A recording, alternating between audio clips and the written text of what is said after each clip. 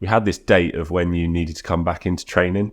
And I thought I'd push my luck. I had like 6 weeks off, 7 weeks. And I was like, oh, geez, Yurgen's not going to be happy. And then I turn up to Caversham and there's only 2 people there.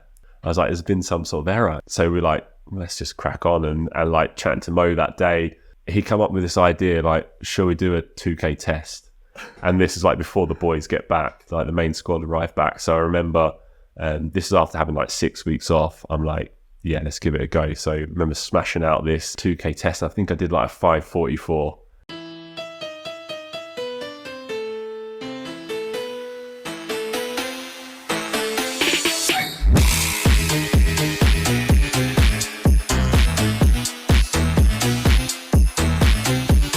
Hey, what is up? Welcome to Last Recounts. This episode is going to be very exciting because we've got an Olympian and multiple World and European Championship medalists in the house. Please welcome Charles Cousins to the podcast. Hey gents, it's been a while. Good to see you both. We've been trying to set this up, for a little bit, but it's been good. Thanks very much for coming along. I think this one's going to be good as well because you're the first person who's done any sort of beach sprint rowing, which obviously is interesting. We'll talk about the Worlds that's just happened. But also, background in conventional rowing or whatever you would call it. So, it'll be interesting to kind of see how both those things mix or don't mix. Yeah, it's funny you called it conventional rowing. Someone called me when I was over in Jersey, a pond dipper or something like that. I can't remember what the term was, but she was like, "Oh, you're not one of those pond dippers, are you?" I was like, "Oh, what?" But no, looking forward to telling you guys about it. I'll caveat, I'm not an expert. I've only been doing it a couple of years, but falling in love a little bit. That's the interesting thing, isn't it? Like, no one's really an expert. Yeah. I think that's kind of the fun thing. Yeah. Like, speaking to James and some of the other people we know involved in it, it's like quite exciting. Like, not everything's kind of laid out. Like in like 2K rowing, it's like, this is how everyone does it and this is what you have to do and that's how you win a medal. Yeah, I think there's very much people trying to work out how to go quickly, and every year it's the standards jumping up, and obviously now it's in the Olympics. I'm sure it's gonna really take off. Yeah, plus it's also a little bit unpredictable because like you can have a massive wave, or like you're gonna be like pushed into the buoy where you like do the spin around. But it's that's what I think makes it exciting, because like a race can like change its course like within a few seconds. So. Absolutely. Rio is it give like a new perspective on like bad tideway conditions. Like, this is nothing now. Yeah, but I guess the boats can handle it. That's the only difference. Like, you're in a big tub and it can literally handle anything the seas throw at you. Yeah, rather than sinking around Hammersmith Bridge. We've had a few of them, haven't we? Geez. Awesome. Let's go through some of Charles's achievements. Oh, yeah. I mean, we'll go through them as well. But yeah, sort of best part of 10 plus years in the team. So from 2006 Junior Worlds in a pair, which I think is quite interesting. I've only ever seen you sculling. Is it noted down who was in there with? No, was it Mo? It was Big Mo Speedy. Yeah. Oh, taught him everything he knows. Yeah? No. It was very much the other way around. Yeah, I was like a little sponge learning from him, and obviously like a phenomenal guy, and stayed friends with him throughout our time in the team. So yeah, it's awesome to see where Rome took him. Yeah, that's crazy. I hope we can grab him at some point. It'll be fun. A friend of mine I rode with was like, your podcast is going really well. I'm actually friends with like Mo Sabi. He's like a media manager or something.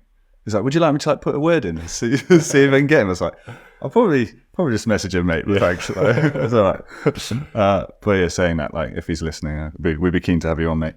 We'll go through these as we get there. But I guess like I'm sort of always interested to know how you got into rowing in the first place.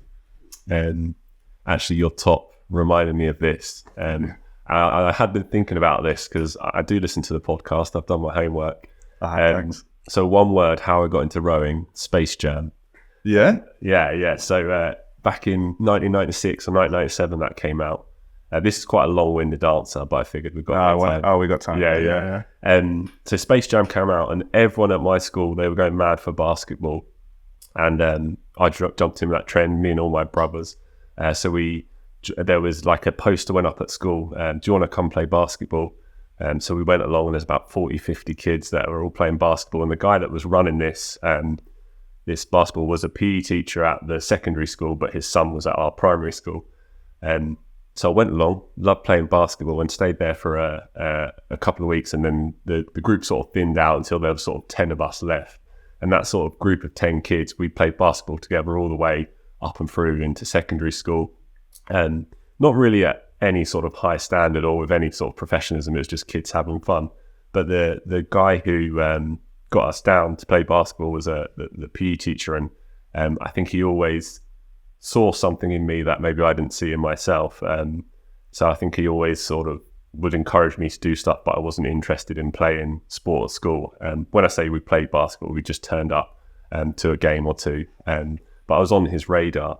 And actually when back in 2005, World Class Start were going into all the schools in Cambridgeshire looking for big kids to come and test out rowing. And I didn't know this was happening. They probably told us about it, but I wasn't really that engaged with sport.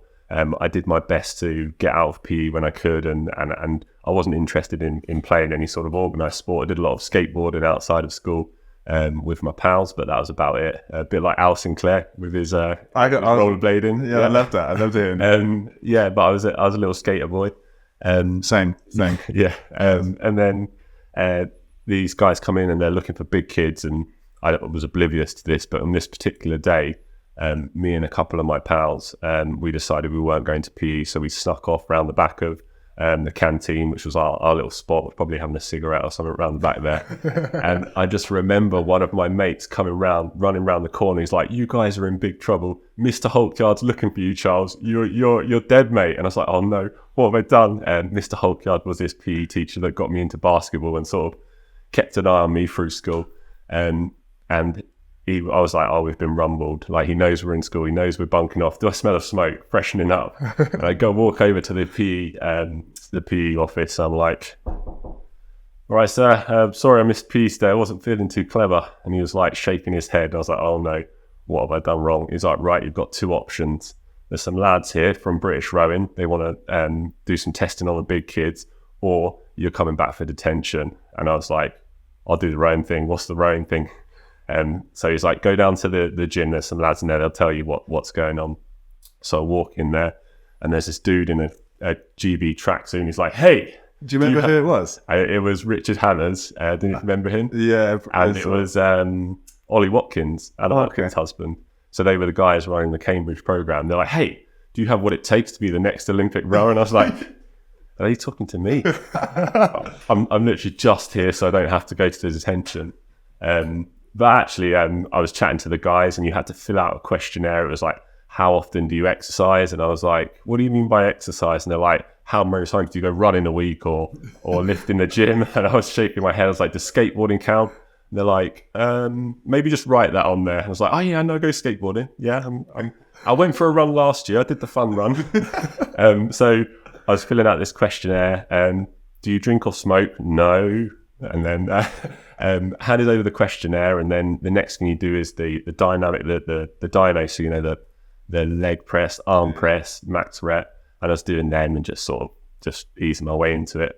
And then the final test is on an assault bike, and it's a step test. We probably did it when you're in the squad, but I think you start at like 80 RPM, and every 2 minutes you have to go up like 5 RPM, and you basically go until you can't go any further. And I remember like starting on that and really enjoying it. I was like, this is good fun. This is like riding my BMX around. And then they was like, I had like Rich Hamilton shouting in my ear, like, "Go on, up." So I was like giving it all and absolutely like buzzing from doing this thing, and just wanted to empty myself. So I just kept going until I couldn't do anymore, and like fell off the bike. And apparently that I did all right in that. And they used to do this thing where it was also like a bit of a mental test, and I only found this out like recently, that when the kids finished that bike test, they used to say, "Oh, we're going to do that again," and like gauge your reaction. And that was part of their testing. So I've like just fallen off this bike, and I think Rich Hamilton was coming over, and he says, "Yeah, you've got to do that again." I was like, "Oh, give me a glass of water in 5 minutes, I'm good to go." And then you just see him smile, and that was all part of the sort of testing and assessment and seeing how tough these kids were. So I went home that day, and I was like kind of happy. I enjoyed that. I met some lads that were involved with British Rowing, and I got out of my detention. So all in all, a successful day. And then I think it was about 3 months later, there was a letter come through the door addressed to my parents from British Rowing saying, Charles got some fantastic scores in the testing and some of the best in Cambridgeshire. We'd like to invite him to come and join the world-class start program that's training in Cambridge. And I guess that was where it all began. What year was that then? That was 2005. Yeah, so September 2005, got that letter. And then I remember Adrian Cassidy, who was the coach at Cambridge then, and Richard came to my house and they had a chat with my parents and they said, like, this is what's going to happen. And I wasn't completely sold. And my mum was like, Charles, you're the only one. So I lived with 3 brothers and 2 sisters, and they all had an activity, not necessarily a sport, like music, tap dancing. And like, Charles, you're the only one without a proper activity. They didn't count skateboarding. You're gonna try this for a couple of weeks and see how you get on.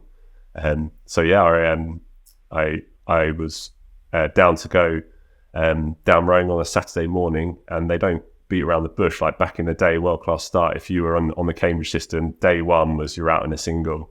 Wow. No even like basics on an ergo. It was they put you in a single, push you off, and see how you get on. Wow. It's probably not allowed to do that these days. Did you fall in? Oh, absolutely, yeah, probably about 18 times. Wow. And one of my fondest memories was in that session. It was actually Monica Ralph. She was the year above me in school and on the Cambridge Start program. So she had to look after me, and I just had her like losing her cool with me, falling in every time. I was like, why is this really scary lady shouting at me? But she would have been just like a kid, like a year older than me. But yeah, I think after that first day, I just had a bit of a bug. I really enjoyed it, and it was very different to anything any of my friends were doing. And I just, I loved it. So I kept turning up. Not organised sport in the same format. Like we've spoken with other people, like the enjoyment of just having a bit more freedom. Like so, like skateboarding and some of those things. I don't know if I was telling you that I've got a friend. He's got a son. I used to do they do skateboard lessons at the park in Oxford, just going out with them. And his son just comes down, and from like the second he hits the park till he leaves, he's just like road runner. Yeah. Like on a skateboard, off a skateboard, on his ass, running, jumping, everything. And I was speaking to his dad, and he was like, imagine this guy like playing football. Yeah. Like you stand there, and you wait for the whistle, and you do this, and this kid's just like,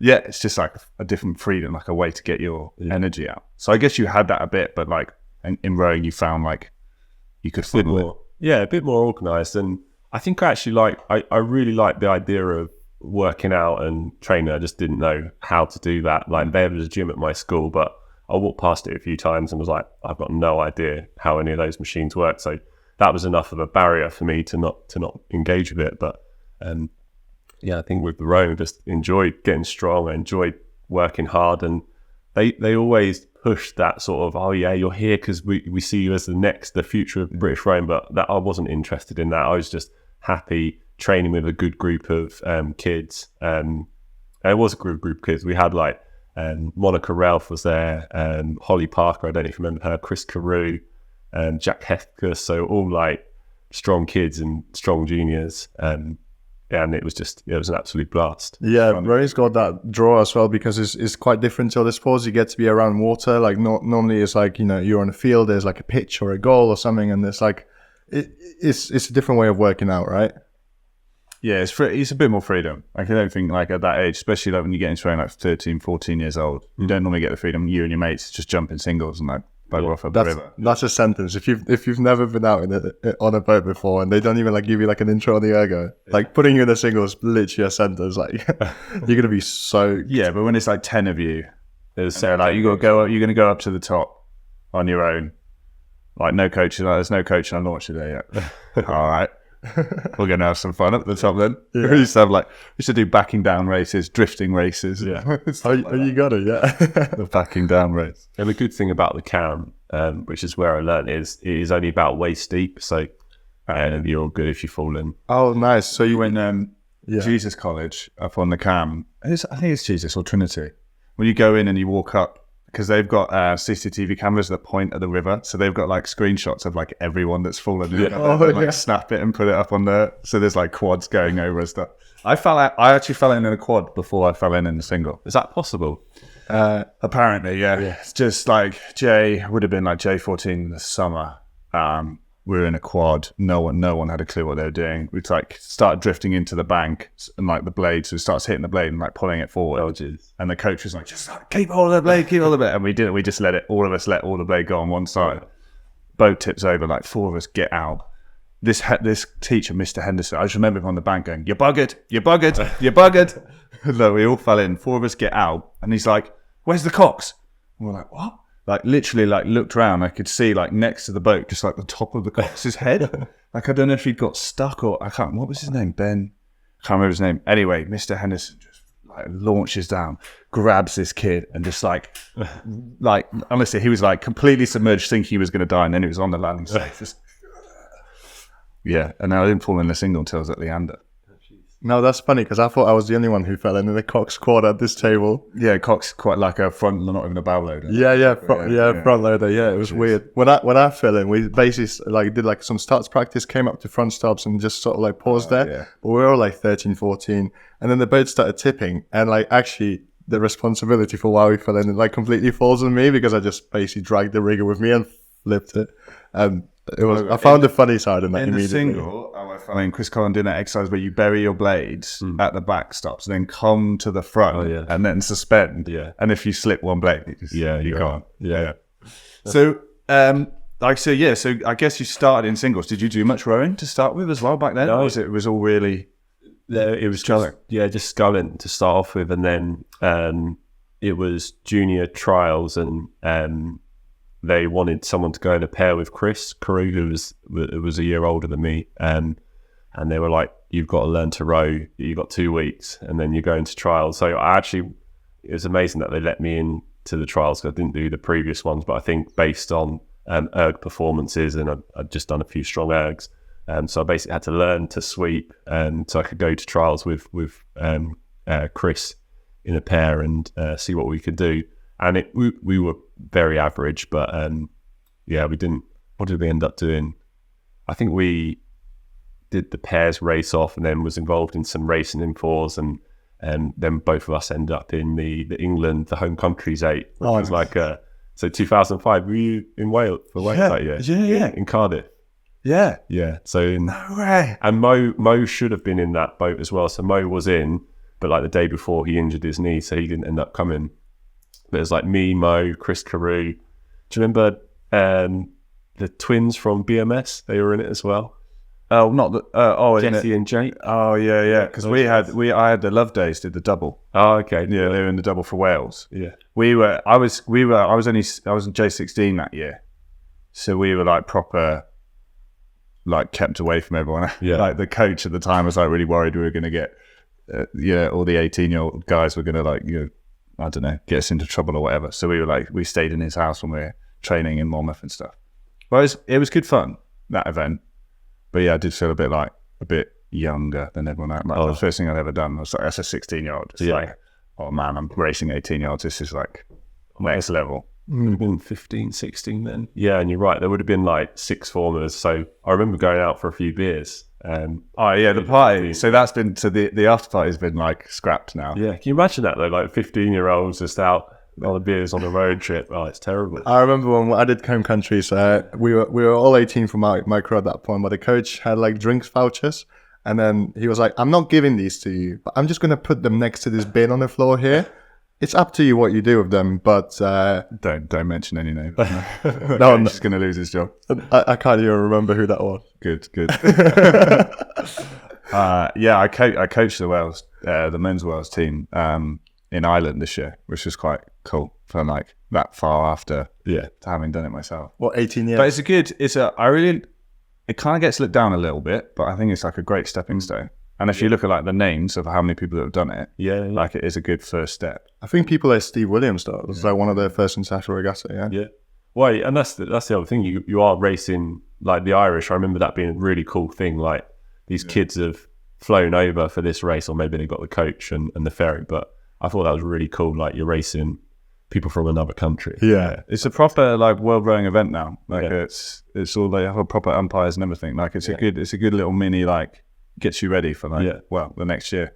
Do you know the saddest thing about that trip was my medal was in my backpack in the minibus. Someone broke into the minibus on that night and stole my backpack, so I lost my medal.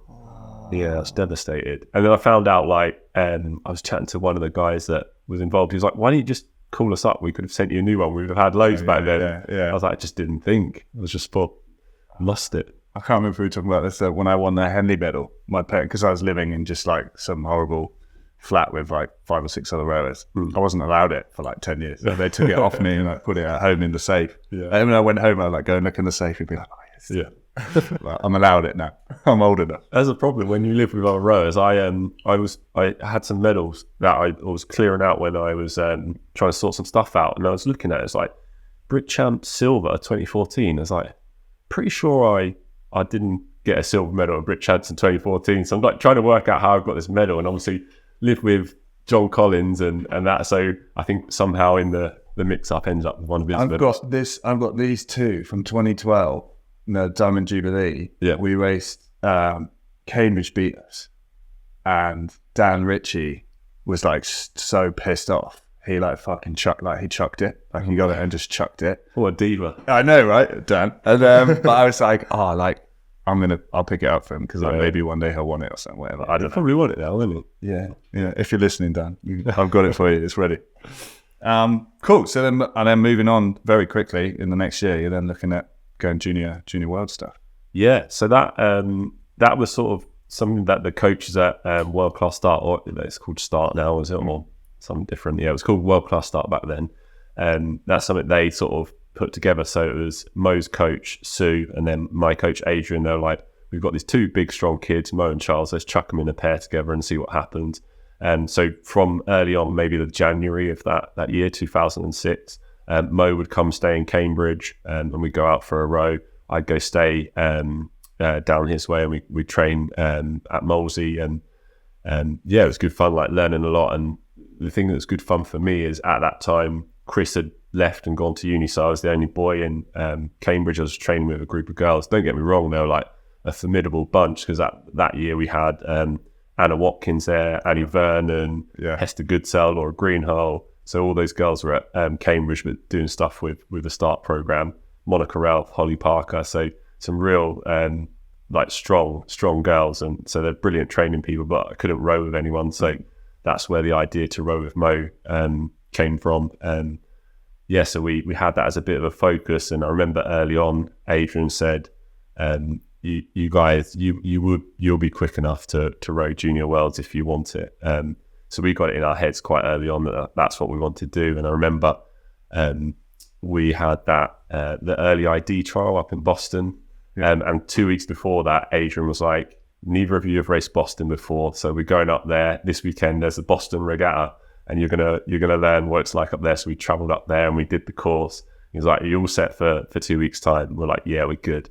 I don't know if you remember it back then, you used to have to race on the Saturday and the same on the Sunday. You used to do it over 2 days. I think the first day we won by 45 seconds and then the second day we won by a minute plus. So I think after that, all the coaches were excited and like, yes, lads, you've got to go for this. So quite early on, that was always the plan, to try and qualify to be selected as a pair. And I think they sort of said, if you win every trial, you can do the pair. So we just head down and went for that. Yeah. But when I trialed at school, I think it was like two or three of us ever trialed. And then my final year, our rowing coach said, right, we're all going to Boston. Yeah. He said, everyone needs to experience how miserable it is. It's not fair that just the 3 trialists have to do this miserable Boston trial. So I'm going to make sure that everyone experiences how miserable it is. I think there's this. Yeah, it's like glass one. It's broken. Yeah, that's why it's in the thing. Yeah, that one was Boston. I think one of the junior pair or something. I've never been to Boston yet. I've only heard stories. No. I'm not British, so I can't trial. I was allowed to do home countries for England by some freak chance, but I've just heard that Boston's got the best smells. UK has to offer. I mean, everyone bashes Boston, but I honestly, I trained in Ely, so like the Fens is my stomping ground. Like a trip to Boston doesn't bother me. I actually quite like it. It just reminds me of home and training in the Fens. I was never that bothered about the race, but like just getting there was a pain in the ass. All the hotels were all full of everyone. I was just staying in some like random. I remember one time we stayed as Dave Bell and Ray Poulter, and oh my god, this place we stayed like was like in the middle of nowhere. It was like in the middle of all these Brussels sprouts fields. The whole place about of Brussels sprouts, and the room is like this old barn. And we got up to the room, and like, if from the door end, like as you walk towards the other end, like the whole room got like smaller. It was like some kind of like everything was wonky. Like the doors were all like at an angle. It was like proper weird. Yeah, made it work. So where was Worlds in 07? 06. 06, that was Amsterdam. Oh, okay. That was a good trip. Yeah, it was good fun. And I just loved training with Mo. We were very close. He was always a little bit quicker than me on the ergo, but it was always something to chase. Like he did like a 6:10, and then it was my erg test, and I did a 6:07. I'm like, yes, I beat Mo. And then get a text from Adrian. Adrian gets a text from his coach Sue saying, "Oh, Mo's just done 6:05 on his own." And I was like, oh, damn it! So he'd always like just kick on a little bit more. And it was the same at we did the indoor champs, and I think he was first and I was second. We did that 2 years on the trot, so I was always just on his heels. So I feel like I just learned so much rowing from him, and it was good fun. It was us against the world. We were definitely the sort of outsiders in the junior team. So back then it was very dominant. It was public school kids made up most of the crews, and we were the only two from state school. So we definitely felt like it was us against the world. But I think we loved that, and we had a blast. And we went out there. We raced our best, and I think we finished fifth. I think, which was a fair result. And we learned so much. That's awesome. A final, yeah. Like I like it. It's just you got to use anything. Like that's a skill, isn't it? Like whatever it is. Like we're the only guys from the state schools. Like that's our thing. Or or we're the only this, or we're the only that. We're the only northerners. Or you just got to use it. Yeah, I love that you were both like really close and like in competition on the ergo, which I was going to ask about, by the way. But then it's like you against the world. Like it's so cool like to see that come together. Because like both of you are renowned for being absolute erg monsters. So it's cool to see that like even like right from the start that was like the case. I think the first time I broke 6 minutes, it was when I was still at school and training in Cambridge. The first thing I said was "F you, Mo," and then Adrian was like, "Do you want me to text Sue?" I was like, "Yeah, text Sue to tell Mo that I've just done sub 6." And then I think a few days later he did like a 5:58. I was like, "Ah." Just pushing each other on there. It was crazy. Yeah. That's good, man. That's good. That's what you need, isn't it? Like it's frustrating when you're chasing someone.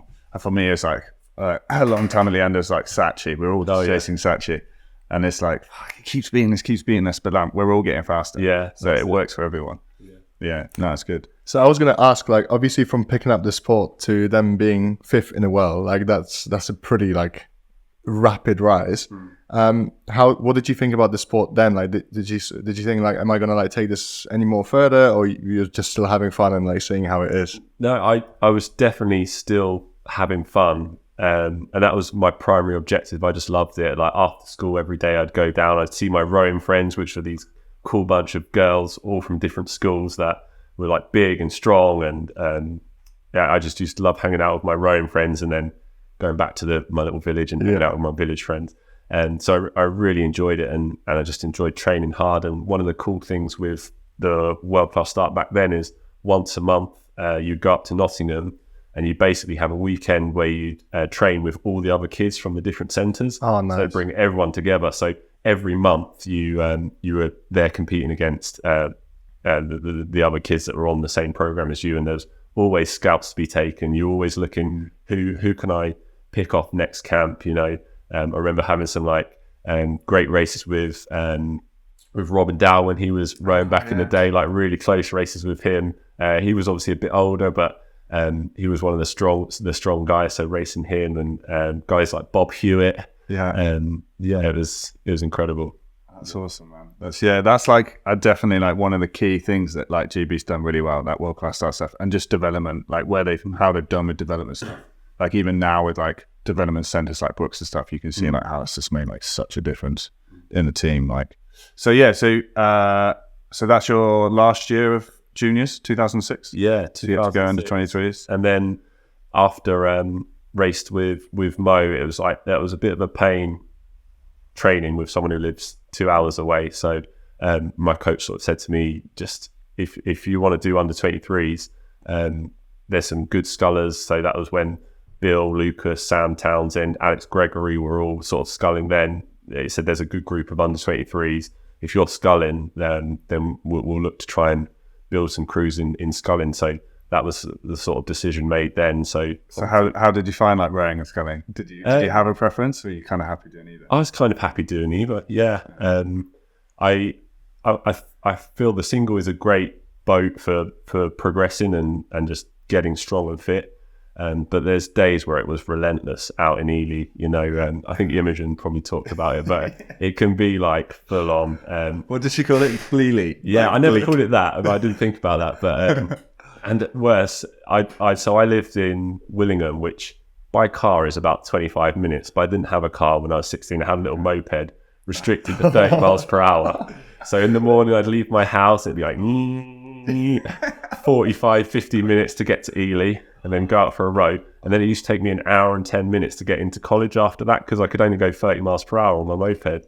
It was definitely, I think that's some of the toughness I maybe got at an early age was from being exposed to training at Ely in my single. Yeah. I used to love it out there because there was always the Cambridge University boys were always out there. So if there was ever a 4 out there, I'd be racing, and if there was an 8, I'd sit in the middle of the river, like, pulling my socks off, trying to stay in front of them. So yeah, I think I was really lucky in that. And from such an early age, I was surrounded by some really good rowers, and even just being based in Cambridge, I think when we used to have to do erg tests, and Adrian would ring up the guys at CUBC and say, Charles has got to do an erg test. Are your boys doing anything? So I did like 5k tests with Cambridge University when I was like 17. So I was in there, and I remember Tom James like being in there doing an ergo, and I'm like, oh, cool, I'm going to sit next to this guy. So doing like 5Ks and that, and 2K tests at CUBC. Like it was cool to be around like people that were training properly and seriously. Yeah. That is so awesome. Yeah, a lot of people that said that from, exactly same thing. Imogen said the same thing. Anyone who's been involved in squads like that, like GB's good at doing it, Leander's good at doing it, making athletes, and like, you kind of getting to see where you're going. Yeah. Kind of seeing the path. I can also like totally understand why you got to where you got to, because like, there's like a common phrase that you're a product of like your environment, or like the people you hang around with, and like, I can't imagine like honestly like a better start. That's absolutely like, that's awesome. And I didn't even like know that, like I would have killed to, train with the Cambridge squad at like 17. Like that's so iconic, Yeah. Like not many kids can be like exposed to that also like level of just seeing. It's different like thinking about like how top athletes train it, and it's different like being there in the flesh and seeing like the pain on their faces and the grit and commitment and that. So I definitely felt like an outsider, because that was probably back when I used to erg in shorts and a t-shirt. So I'd like rock up and have this erg test, and the good thing was actually I could pull a big erg, so I still beat some of these students. But it must have been a sight. They must have thought, who is this kid? Rock up on my moped. Right, lads, I'm here to do an erg. I'm sure I've told this story before, but the first time I went to Boston Trials, I'd only ever raced in the summer, and at school the only piece of like lycra we had was an all-in-one. And we used to call that our lycra. Yeah, like that lycra meant the all-in-one, and it was like a Godfrey one. It wasn't even lycra. It was like the like the cloth one. And I'd only ever raced in just like one. And so we paddled up to the start. We were all waiting at the start of junior trials, and it's like about to start snowing. And they were like, right, everyone get ready. And like everyone else knows that means it's like 20 minutes before you're about to go. I'm like, cool, right. So I just get down to like just my all-in-one. And then everyone else is looking like, what is this kid doing? Like everyone else is like racing. I remember people racing like long sleeves and stuff. I just, it's like, this is the only way I know how to race. But I also find it funny, like, there's situations where I've been, so like when I was speaking to Al Sinclair, like when I joined Leander, like feeling like such like the outsider, like the young kid, like I'm rubbish, all my ergs of scores are rubbish. and like looking up to someone like Al, like, oh, he really knows what he's doing. Yeah. And then you speak to him and you find out he was like, no, I was shitting it as well. Like I was shitting it in the same way. And like, it's funny to hear that everyone, it doesn't matter who you are. I think if you've got the right mindset, you're like, right, you know, there's people doing a lot better than me and I need to turn it on. That day when I did the erg test at Cambridge, the reason why I chose to do it there is because last time the other test I had to go to Dorney to do it, and I was like, that was a bit of a trek. But there's a funny story behind that Dorney trip. This is when coach Ian Dryden, who looks after camp at school now, was coaching me. He said, Charles, we're leaving at 7:30 from the boat club. If you're not there, we're going without you. And I was always a bit like sloppy with my time. This was maybe in the first year of rowing, and I was like messing around that morning, packing my bag. So running probably 30 seconds late. And I just remember coming to the boathouse, and Ian Dryden is driving away from the boathouse. It's like 7:30 and 20 seconds. Yeah. He's got like Monica's in the front seat, Holly there, Jack's there. And he's coming out, and I'm like, you're right, I wave to him, and he just shakes his hand and drives off. And then I'm like, this is before I had mobile phones and everyone had phones. So I was like, I don't know what to do. And I managed to get hold of Monica. I'm Monica, and can you tell Ian to pull over? And she said, no, Ian told you he was leaving at 7:30. So they just went without me to Dorney. And I was like, oh, what am I going to do? I'm meant to be there. This chap Sheps is expecting me.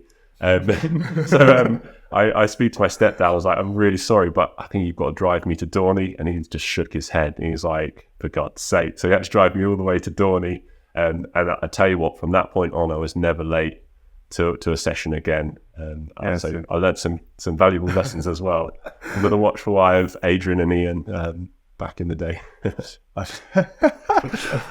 Here's another funny story. So the first senior camp I ever went on, I was at under 23s. A few of us got invited to Sierra Nevada. You're gonna twig what I'm talking about in a minute. So it's me, Sachi, and Will Satch, and Andy Holmes. A couple of the Newcastle boys were going as well. Scott Durant went, but the three of us were going from Henley. And I said, how are we going to get to the airport? And Satch was like, it's all right, I've got my dad's mate's going to take us. So we're waiting at Satch's house, and it's just getting like late and late and late. And I'm like, oh my God, like I can't believe we're going to miss this flight. And then this guy turns up, and we're like parking his car, and then we're flying down the motorway. And he's like, oh, I just need to go and pick up a laptop on the way. I was like, we're fucked. Like Shep's on the phone, like, where are you? I was like, oh my God. Like we hit, like, I remember like seeing this M25 traffic jam just like ahead. We're like, we're done. And then he just like pulls off, like finds some other little way, gets us there. Shep's like outside waiting for us. And I'm like, we're going to be like in so much trouble. And he's like, good job you're here.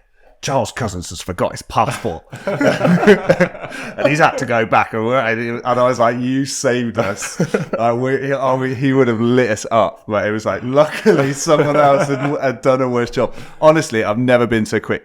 We got out the car at the airport, and he ran us to the desk. They chimed us in. Then Shep running, like we're running behind Shep all the way to the check-in thing, like, as we literally like get in as the bus is completely full. We're like the last three people on the bus, and then it goes into the plane. We were like, like 20 minutes away from missing it. I remember that, but we missed the telling off. But that was, I tell you what, that's the only time I've done that. That was a good lesson learned as well. Because I had to fly out the following day, and somehow I was on the same flight as David Tanner, so I had to do the car journey from like Granada with David, and I'm like, oh geez, he's going to unleash on me. He's like, Charles, I think I'm being quite fair when I say you're not going to do that again.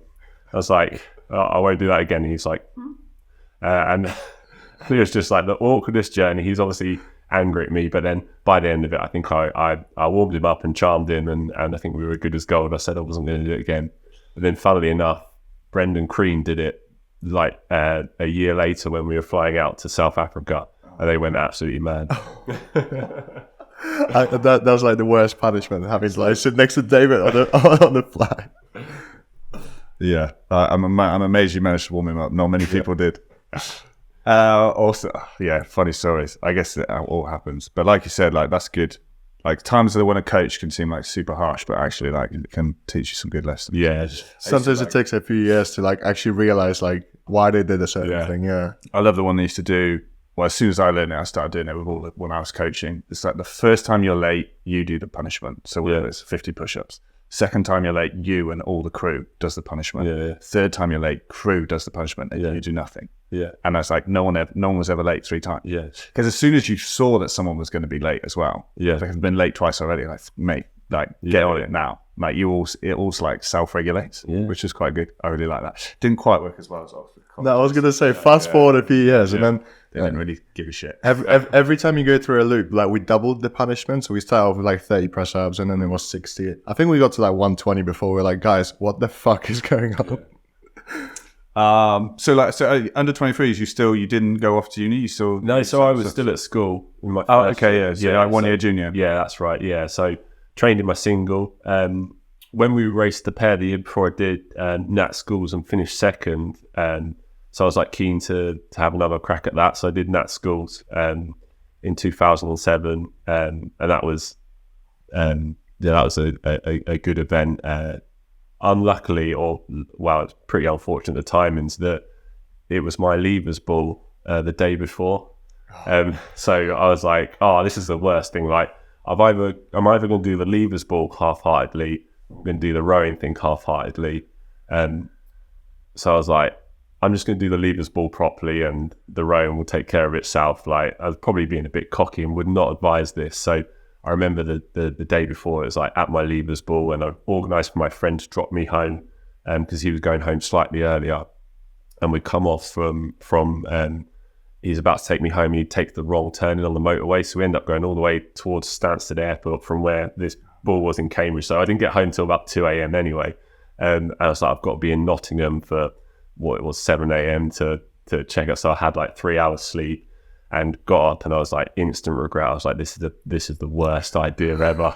So I've driven to Nottingham, rigged up my boat, and I was like, oh, there's half an hour before I need to boat, quick sleep. So I went to sleep, got up, went out and did the time trial. I was like, boom, enough done to get to the next round. Back for like 2 hours sleep, and then went out and did the semi-final, got through the final, back down for another 2 hours sleep. And by then I'd had like 7 hours sleep, like in the car park in Nottingham. So I was ready to go. So feeling fresh for the final. And then I think I went out there and give it my all. And I was checking actually this year, and I think the record still stands in that singles race. So Wow. yeah, throwing the gauntlet. If any kids beat that time, I'll buy you a set of blades or something. Yeah. Do you know the time? What's the time? I think it was 7:14.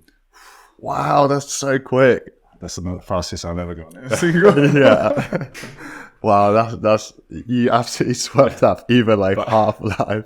But I think I learned the valuable lesson that day as well. Between actually I didn't learn my lesson at all, and I've already learned it for a couple of weeks. But the approach that Adrian Cassidy took when we were younger, he was like, you can go out and have a late night, but you've got to do the training. And if you start not turning up to training, that's when there's going to be problems. So, yeah, it's difficult. It is a mix. I feel like the more people we speak to, the happier I am to hear that like the first half of their career was a lot about having fun and making sure it was fun. And I don't think you can take it super seriously for most people unless at one point you took it fun. Yeah. And it's like there's always going to be a balance. Like speaking to Ben, about he used to coach at school. Now he's coaching world-class start people in Nottingham.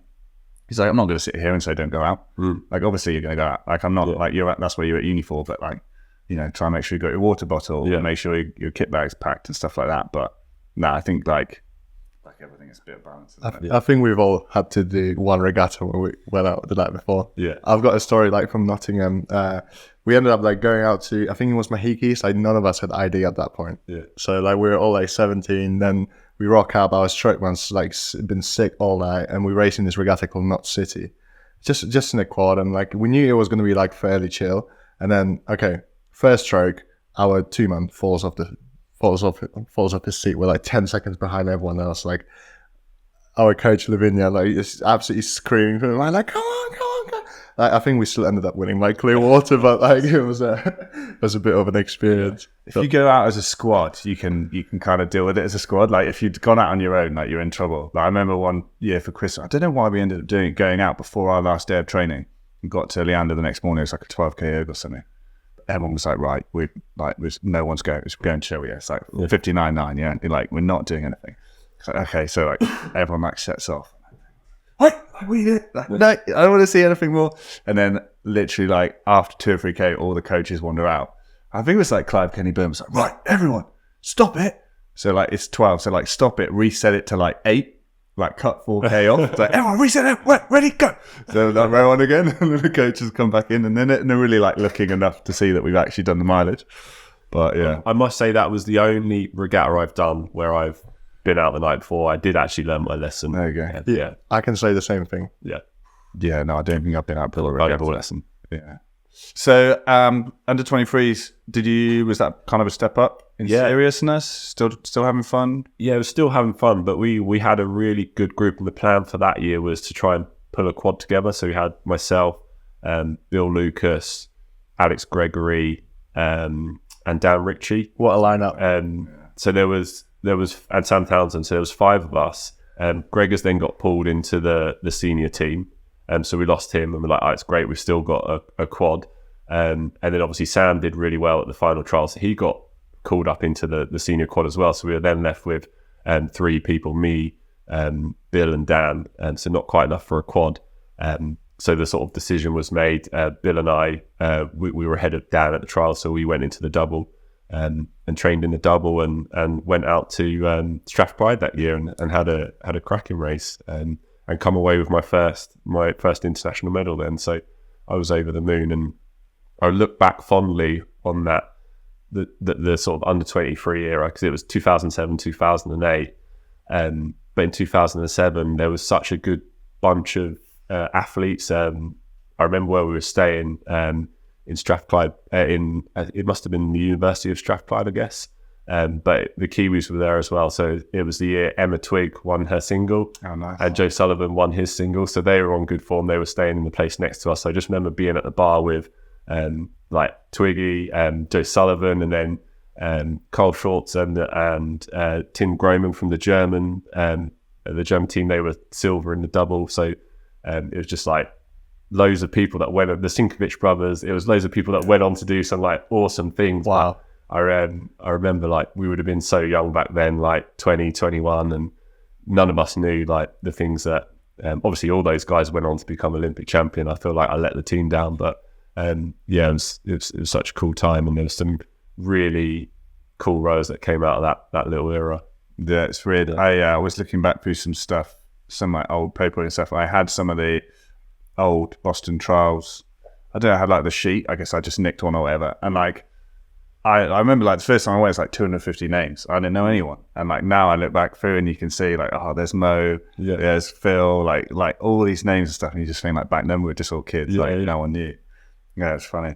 So after under 23s, so then you finish school. So yeah. And then you get a little bit of funding off the back of the medal. Was it not around back then? Yeah, I think it did actually. Yeah. Yeah, probably had a little bit. And then the plan was, it was Beijing in 2008, and I sort of had this loose idea that if I just I was going to go to uni. Basically, all my mates were at Reading Uni. Alex Gregory, Sam Townsend, Bill Lucas, and Dan Ritchie wasn't at Reading Uni, but he was training there. So all my mates were at Reading Uni. So I sort of decided I was going to go for there. But was planning to have a gap year and just take the rowing a bit more seriously for a year and see if I could get into the Olympic team for 2008. And then I remember having a conversation with Caroline O'Connor, the Cox of the women's 8, on like a training camp. She's like, "Why are you having a gap year? Like first year's a doddle, you'll be fine." And then I was like, actually, yeah, I don't really want to have a gap year. It would be cool to start with uni. So I decided in like in the July that I was going to go to Reading that year and row. But obviously I hadn't done any of the admission stuff. So I was like, I don't know what to do. I rang up Sam Townsend. I was like, how can I get into Reading Uni? I haven't done any of the UCAS. And he was like, well, you're training at Caversham next weekend, and stay at mine, and we'll go see him on Monday and see what we can do. So I remember just going into the admissions and saying, look, I want to come here. I want to study. I haven't done my UCAS. Like, how do I get in? They're like, well, you're in luck. You can come through clearing. You basically have to call us up on this day. But I made friends with everyone in the department, so they had my name and they knew who I was. So I sort of was like confident that I could get in. So I rang them up on the clearing day and said, can I come come to uni, and they're like, yeah, sure, he's got a spot. Who was coaching? Was it Will Rand? Yeah, Will was coaching at Reading. But what those guys were doing, the other reason why I wanted to move down to Reading sooner than later was those guys, as soon as they moved to Reading for uni, they got invited to train at Caversham. It was the year Caversham opened. And there was a bit of a hole in the sculling team. There wasn't much strength, and they were really looking to bring up some of those young guys into it. So that's why the likes of Bill, Sam, and Alex Gregory, they got invited to train with us. Well, they're all fantastic under-23s as well. So, but they got to train with the squad right away. So I was like, I just need to get down there. So, although I started at Reading, I didn't actually train in the Reading setup, because as soon as I moved down in 2007, they were like, you can come train at Caversham. So, it worked out quite well. And obviously being around those guys in 2007, that Olympic year where everyone is sort of kicking on, was really good. And unfortunately, I wasn't quick enough to make it into the quad. I guess fortunately for me, unfortunately for Alex Gregory, he got injured. So I got put into the quad for the final qualification regatta. And we went out there and raced it. It's a pretty hectic event. I don't know if anyone's spoken about it on the podcast yet, but it's essentially your like last chance saloon. You know, everyone is going to this race for the final spots at the Olympics. And I felt like I shouldn't really be there. I was only there because Alex Gregory got injured. But we went there, we gave it our all. And I think in the end, we lost to the Belarusians by about 0.2 of a second. And those lads went off to the Olympics, and we went back to the UK. Yeah, and that's so close. Yeah, it was a good race, and I guess the one cool thing that happened off the back of that is Bill and I were still under 23, so we went and did the under 23s that year and won that. So it was kind of like a nice consolation. Just to put it into perspective, like you just narrowly miss out on an Olympic qualification. You still go and do under 23s. You literally get invited into the team like 4 years after you started rowing. Like you're well under sub 6 at that point as well. So like you're, it's a quick rise, but you're like well in the mix, like especially like with your ergon strength and everything. So yeah. How was the gold? Because I think people think that like people who row at the top level are like, oh yeah, it's just like picking up all the medals or whatever. Yeah. But yeah, like no, like especially as you start getting up to that high level, it's a lot of losing. Yeah, I mean the bronze medal in 2007 was really cool. We got beaten by Carl and Tim, the Germans, and we got beaten by the Belarusian double that year, who were like phenomenal. I think they came 5th at Senior Worlds. Wow. So going into 2008, I knew we were good. I knew these Croatians, the Sinkovic brothers, they looked all right. So I knew we'd have a good race against them. And Carl and Tim were back again, and they beat us the previous year. So there were some strong boats in there. And I honestly don't know what happened in the race, but I put it down probably to Bill Lucas just being an absolute machine, because I didn't have a Scooby what was going on. But he's just like blasts us out. I just tapping it along in the bow seat, and he's just taking us all the way. And I'm like, hang about, I thought these guys were going to row through us at some point, but we're just staying in front and we're chilled as you like. And I remember crossing the line, and like, I just wasn't expecting it. I just don't know how. I knew we were okay. I thought we'd be in the medals, but I didn't think we'd like beat those guys. Like, you don't want to think. Yeah, you don't want to let yourself. Well, I don't even think I like thought that was possible. I didn't think that was possible, but Bill was like a phenomenal guy to train with. Again, Bill, Sam, and Alex, like I learned so much from being around those guys. They were just so professional at such a young age, and I just like absorbed as much as I could. And I just remember laying down on the pontoon after we won, and my heart was beating, and I was like, this is incredible. This is an amazing feeling. And it was so exciting. And awesome. It's sort of like my happiest time, but also looking back, that was the last time I won a world champs. So it was a long time ago. And I never quite got to that point again. But there's not many people to be the Sinkovic brothers, eh? That's right. Yeah. That's hey, double as well. There might be more people with Olympic medals than there are people that have beaten the Sinkovics. Yeah, before they were the force they are today. Yeah. Pete told me today they're swapping back into the pair. That's right. Yeah. Yeah. They've just announced, I think, this week that they're going to abandon the doubles project. Yeah. And like, it's a funny situation because in Croatia, they've got like 2 sets of brothers rowing, and like they had the other brothers were rowing a pair. Yeah. And the synchro just like, no, we're going to do the pair now. So the other guys are forced to like do sculling now. Okay. So that's a bit. It's the synchro shit. Like, Yeah. okay, Go on then, lads. See you jump. You go. not much point. That's awesome. Like I'm so happy like to also like hear that like it's an incredible like feeling to actually like come through on top without like expecting, you know, that you could be there. Like I've never personally got to experience that, but like it's exactly like what I'd imagine this it's like. And like I don't know, like what kind of confidence boost do you get like after that, like going back to training the next year? Because you've just won world championship, so like the world's your oyster, right? Yeah, I must admit, like I was still in that mindset of not really fully buying into rowing as like a performance thing. I was doing it because I enjoyed it. Like I did like doing well, but I would say, I guess I was like, what's the right word of describing it? I'd say like I was pretty oblivious to everything that was going on, so I didn't really know who was racing. I just turned up and sort of did my thing and tried to stay away from that. So I remember going to races and not really knowing who we were racing, or just being unsure of you know what we needed to do, and just going there because I knew I wanted to race, I wanted to pull hard, and all the other stuff sort of looked after itself. So I think that's something I didn't probably do so well at a younger age. But assuming it's a bad thing, does any of that thing make you go faster? Like, yeah. Like ultimately, if you can just focus on what you're doing and your performance, like it doesn't really matter. I did under 23s one time with a guy called Yurgen Hazim. Oh yeah, you know it, yeah. And I loved him, but like from the day that we were in the Cox 4 that year, under 23s, 2010. From the day the cruise got announced, within about 3 hours. Yurgen has got the entire life story of every other athlete. He knows what their 2K is. Yeah. He knows where they've done this, and all the rest of it. And like, I guess there's like some benefit that you can see. Oh, yeah, some crews they definitely haven't got the scores, but also you're just going to wind yourself up because like, they've got way bigger road scores than me, and they've got this, and they've done that. And I think all of that.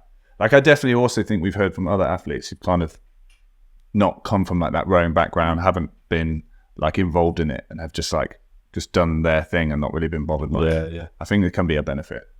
I guess like once you're at the top end, you want to know, but you're racing the same people every all the World Cups. Like it's way different. And that was the cool thing about that is we ended up racing Carl and Tim every year for the next like 6 years, through to the Olympics. And same with Martin and Valent. Like we raced them when they were in the quad up until like 2012, 13 before they switched to the double. So you end up racing the same guys every year. So you get to be good friends with them. Yeah, some good banter. Yeah, that's good. I guess that's also like privilege of like rowing for Great Britain, that you don't really need to like know what the competition is like, because like you're the top dogs, right?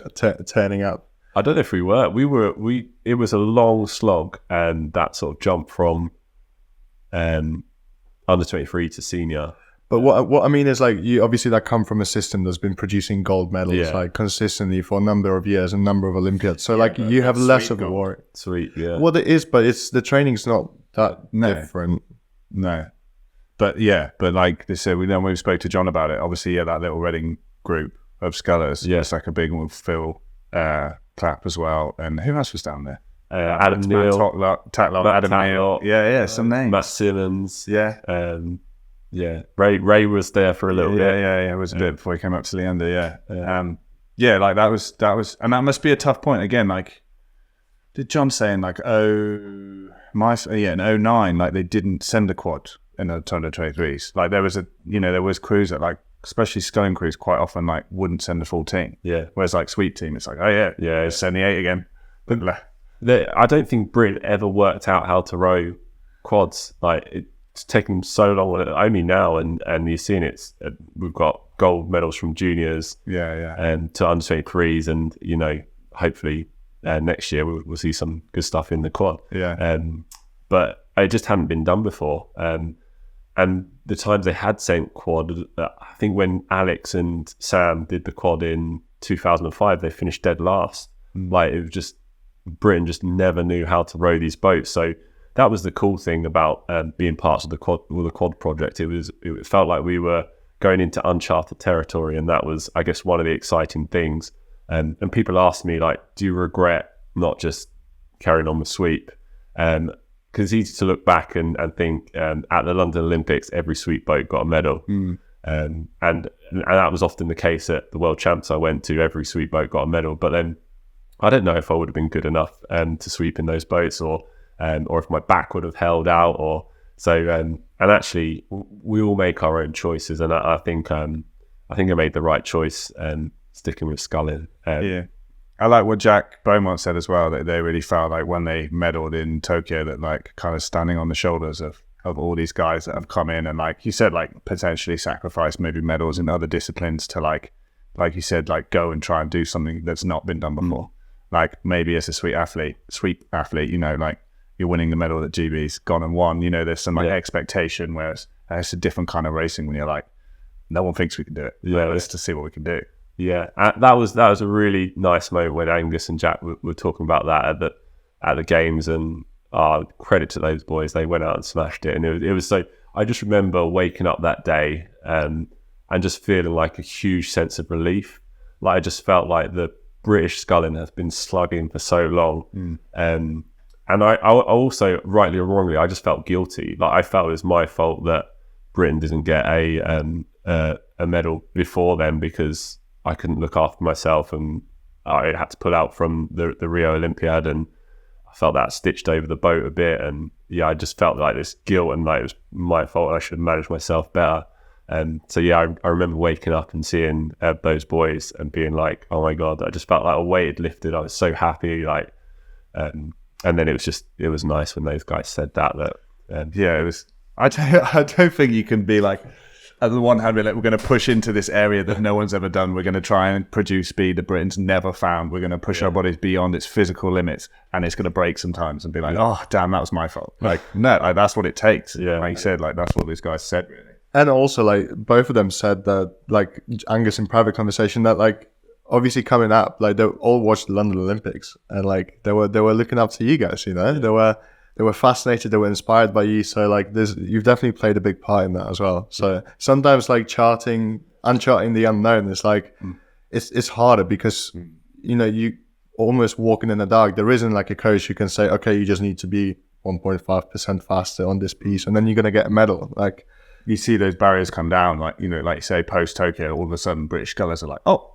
yeah, like it can be done. And in rowing, like half of it's mental anyway. Yeah. Plus, you were close for a while. I mean, 2013 was a great race. Yeah, as well. It was a long slog from 2008. So 09 was your senior worlds in the quad. Senior worlds. So that was a eventful few weeks. Go on. So a few weeks before the training camp start, I managed to get mumps, and then without knowing, I passed it on to half my crewmate, half the 8, the 4, half the women's team. So everyone's come down with mumps, and everyone's pointing the finger at me. And this is like 2 weeks before Worlds. And the way it works is people were still getting sick going into Worlds. So like Bill was almost out for the champs, and everyone's pointing the finger at me. And I was like, I didn't invent mumps. Like, how did you get it? Probably just like hanging out with people at uni. Is there some story, I can't remember if it's you, where someone was like mind-sweeping drinks? Yeah, that's what, someone started this rumour. Okay. This is absolutely not true. They're like, Charles started mind-sweeping drinks and he's caught mumps. But the real story is the boys that rowed at Reading, one of those guys had mumps, didn't know about it. And then I'd been over their house and that, and then I'd caught on. Like I wasn't that much of a live wire that was going out before. That's what everyone said. Yeah, right. I'm so happy. Like to go and doing this podcast. There's so many like things where you hear and you're like, I don't want to say it because like there's no basis for it. Like I've heard a few people say it. There's no basis for it. But yeah, no, that's the sort of rumor that gets around. Yeah. Like you've got Yurgen coming to me. He's like, okay, I mean, fuck shit, you've made Alex Gregory ill now. And I was like, I didn't make this virus. So that was a tricky one. Because at first I was like, oh, I'm sick. I'm probably going to miss my first champs. But then it was like, Bill was ill. Then Gregors came down. And then Bill took a lot longer to get better. And then he like a couple of girls in the 8 were down. And I was like, oh, geez, I'm not going to hear the last of this. But actually, everything... we ended up having to pull out of 2009 because my back went, so we didn't even race the final in the end. So that was a tricky one. And the guys in the double who'd just got a bronze medal, they messed up their race. Is that Red Express? Yeah, no, that was Matt and Steve. Steve, yeah. But they got a bronze at the Olympics, and then were like 11th because Matt's arm blew up. So like I just saw like Mark Earnshaw, the sculling coach, like we had all this promise, this new Olympiad, like new bunch of athletes. We both got medals at the World Cups previously, and then I just saw him with his like head in his hands like that, and I was like, oh geez, this is going to be a long couple of years. And it took us a while to get that standard back. I mean, in 2010 we got a couple of medals at World Cups, and then at the World Champs it was like savage wind, and we missed out. I think we were 5th. And again, 5th, yeah. But we had like high hopes. We were up there contending at the World Cups, and then it came to the World Champs, we were out. 2011 I got injured and was out of the boat, and those boys, they went and qualified the boat, but again we were off the pace. So it was back again. Yeah, that was the back. And so I actually had back surgery in the February of that year. And so they sort of said you're out for this year, but if you get your head down and train hard, you'll probably be good for next year. So had that. What did you have? Like scraped? It was a L5S1 and lumbar discectomy. So they go in, they cut a bit of the disc off and cut a little bit of the bone away just to free it up. And I remember waking up from surgery just thinking like, I am healed. And I was ready to go. And so I used the last end of that season just to get fit and healthy. And I think Satch was injured as well that year. So on the final prep camp, me and him were rooming together. So everyone was getting ready to go off to Worlds, but we were like finishing off. We had like a bike test on the last day. And so we'd be going out for a scull or in double, and then we'd come back, be chilling in the pool, playing volleyball. And I remember Jurgen coming up the stairs, and me and Satch playing volleyball in the pool. He's like, oh, this is not Thomas Cook. Why aren't you training? And then from that point onwards, whenever someone was like dossing around, and we were like, come on, this isn't Thomas Cook. This isn't a holiday. But I remember just that end of 2011, just finishing on a bit of a high. Like it wasn't the best year, but me and Satch, we had a brilliant pre Worlds camp where we both got ourselves to a good stage to ready and kick off the next season. And then what I did is I started training like 2 weeks before everyone else in the Olympic year. So that like worked in my favor. I always felt I was sort of ahead of those guys closest to me. He came out flying in 2012 as well. Yeah. It was such a step up that year. So well, I'm Thomas Cook. There you go, yeah, volleyball in the pool. Heard it here first. I don't know why it's reminded me. Another time we were up at Sierra Nevada, and we'd gone out for a walk, and it was snowing, and like all the rooms are behind you. There's like a few open windows. And it's actually cool. I'm gonna put a snowball through the window. Like it's gonna be hilarious. Like that's definitely like one of the GB rooms. Fires this snowball up. Absolutely gets it in. It's like, oh shit. Tanner comes and pokes his hand out the window. He's just launched a snowball into Tanner's room. I don't know if he saw him or if he just legged it. Like thrown him under the bus now. But yeah, I mean, again, like goes to show like having a bit of fun like is so important. We talked about it with other people, but like it can't be underestimated. The benefit of making sure that you're still having fun while you're doing this as much as you can.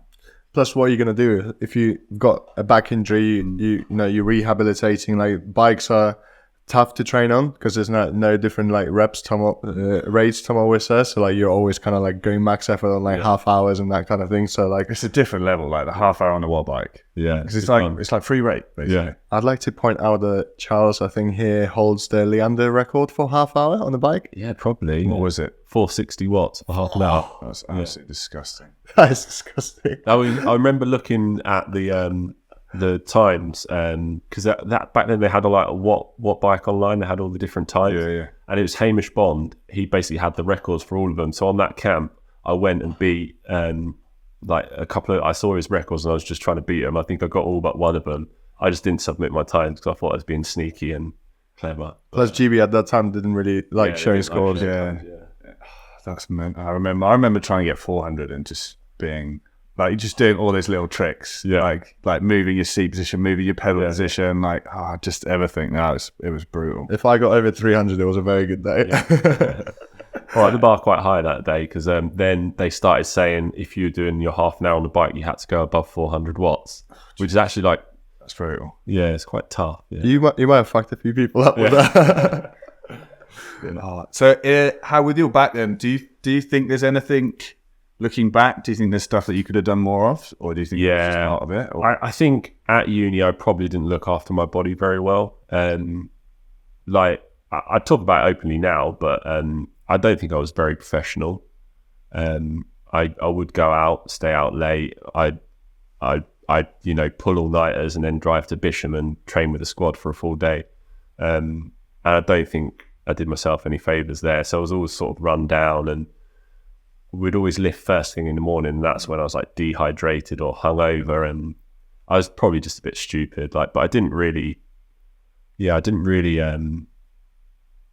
I don't think I appreciated that how privileged I was to be in that situation and training and doing it at that level. And it's only after getting injured I was like, actually I need to look after myself and wise up a little bit. So it served a really good purpose in that way. And actually it set me on a really good trajectory, because I also realised how much I did like competing. And going back to what we said earlier about doing it for fun or doing it for performance, I think 2011, that was when I was like, I'm not doing this just for fun anymore. I want to be up there contending. So that was really the big sort of turning point, and it came at the perfect time. Like I had an absolute flyer in that Olympic year, and I went from being the sort of bottom of the pack to I think I finished third at trials that year, and I was top guy in the quad. They used me for seat racing because they wanted someone who was consistent, which I felt I didn't really realize at the time, but it was only afterwards. When Banksy was like, the reason we used you is because we knew we'd just get consistent results and you're going to pull hard. So I think I started to see the potential and believe in myself a bit more. So it was a really cool season. And then it was just a tough boat to race in the quad. I don't think we made a final in the World Cups running up to it. So we were always sort of the underdogs, and we sort of said if we can go to the Olympics and get ourselves into the final, that would be a big win, and we managed to do that, and we managed to have a cracking race in the final, and we finished fifth. At the time I was probably devastated, but looking back, a month before that we were just in the B final at Lucerne. So we managed to turn it around, and it's definitely the double-edged sword of being part of the British system is being like unhappy with like fifth in the world. It's like I definitely think it's one of those things you look back on and can be more happy about. But it's like that double-edged thing, isn't it? It's difficult, but I think that was pretty awesome. What you guys did there anyway. Is there anything that like you could point out that possibly like you did in that month between Lucerne and like obviously the Olympics? Because like based on like what I've heard from just talking like to Olympians on this show, like apparently it's like next level. So you've managed to probably take like a couple of extra steps in front. Yeah. So actually we did a lot of training with the four that year, and they were rapid. They were on fire. So I think the gold medal time is about 6 or 8 seconds difference between a four and a quad. Yeah. But we were doing all pieces side by side for every piece. But we were happy with that because we knew, it was like Andy and Pete. We knew they were going to go and do something big. So we knew if we could be in front of them, we're in a very good spot. If we can hang on to them, we're in a good spot. So we just trained. We did all of our pieces with those guys. We really just sort of heads down and really sort of bought into this idea that let's just get as quick as we can for the next couple of weeks. And that's what we did. And we went out there. We didn't go out there. We went down the road to Windsor, Dorney. But yeah, and we left it all out there. And I remember in the semi-final, and this is me going back to me being just a bit oblivious all the time, is not knowing where we were in the race, and I absolutely emptied myself in the race. And it was only afterwards, and Steve was like, "Why are you working so hard? We were comfortably in third." I was like, "No one told me. I thought we were in fourth." So I'm literally pulling my socks off. There's like this huge gap. The boys in the back, they're chilling because they know we're through to the A final. And I've like ended myself in this semi-final and like head down like, oh geez, we're fourth. And then the boys are going like, yeah. And I was like, hang about. Oh yeah, look at the board. Like Australia second, GB third. I'm like, yes, we're in the final. And then it was just like, lads, we've done an incredible job to get here, and let's go out there and enjoy it. And I think we maybe enjoyed it a bit too much, like going through 500 meters in second place, which we had no right to be up there. Like we were not quick enough to be doing that. But it's Olympic final. Yeah, but you had to. Yeah, we could have we could have had a good row and come fourth, or we could have had a crack spicy row off the start. That really winds me up when people say, like, obviously in Tokyo with the men's four and stuff, but like hearing people talk about it, like, oh, they didn't play it safe or this or all the rest of it. And you're like, no, they fucking went for it, man. Yeah. Like what the fuck else are you supposed to do? You get an Olympic final, you're not here to play it safe. Yeah. And you look now, like you're more, you look like 2016, like the men's 8, like plenty of other examples, but like it's the crew that's willing to actually risk it. And sometimes when you risk it, like you fall off the other end. But like if you're not willing to risk it anymore, you're not going to be up there. Yeah. So it was good fun as well. Like looking across 500 meters in, be like, oh yeah, we could win a medal, and like that was just like amazing. And then the noise and just racing at Dorney was incredible.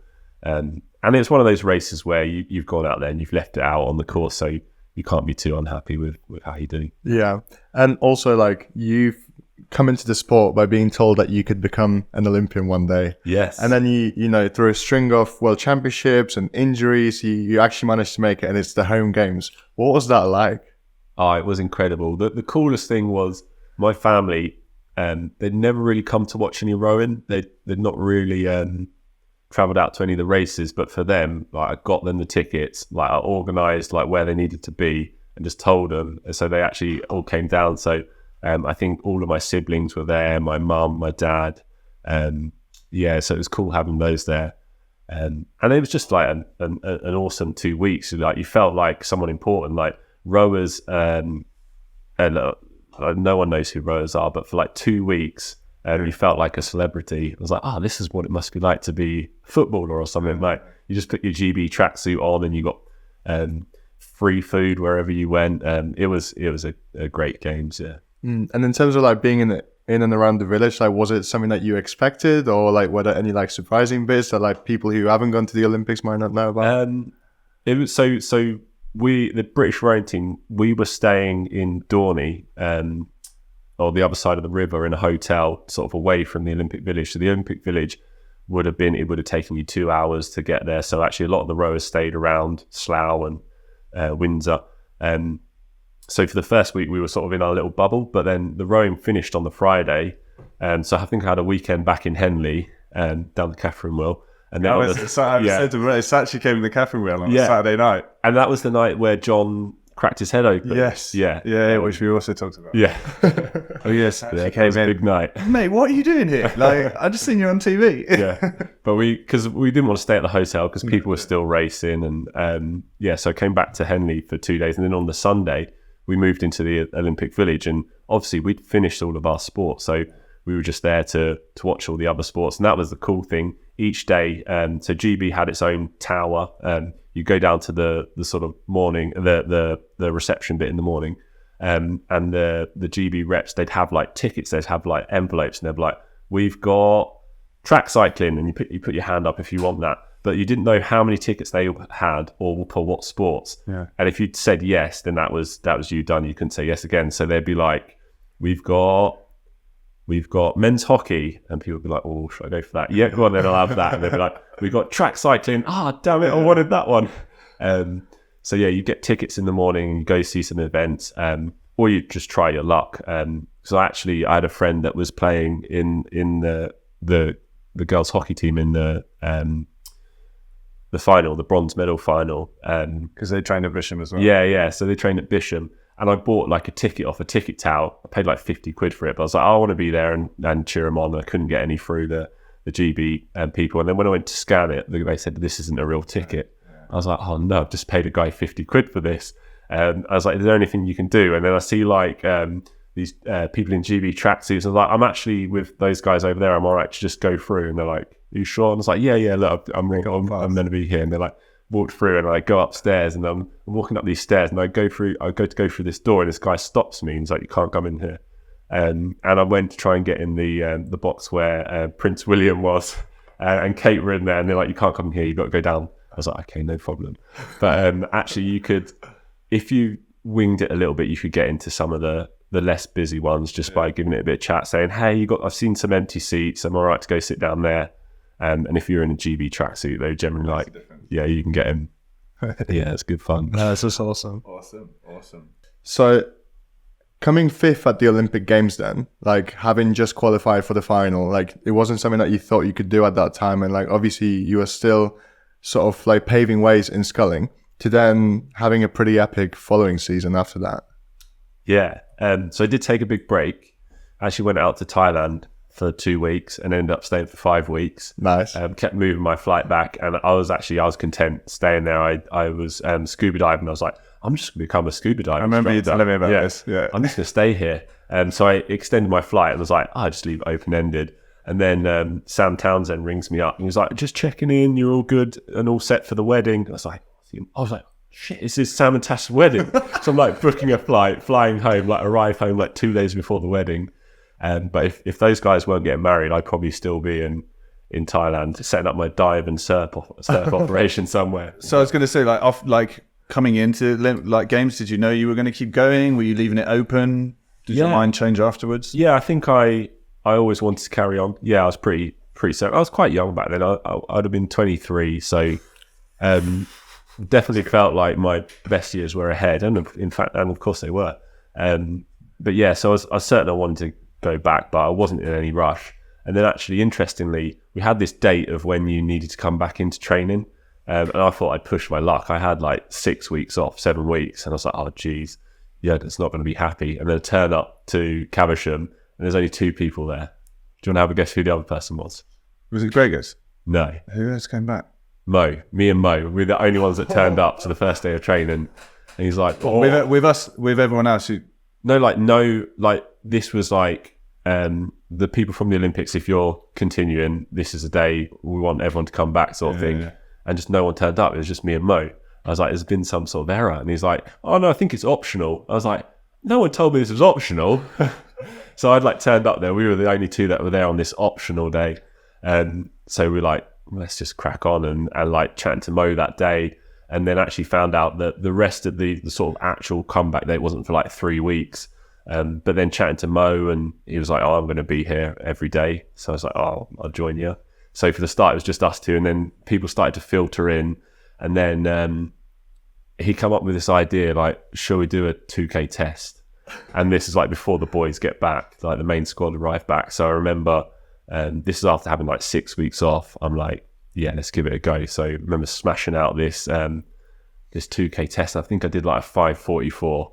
And I was like, that was the moment where I was like, actually, I just PB'd on like 3 weeks training. Obviously, the Olympic year, we trained like dogs.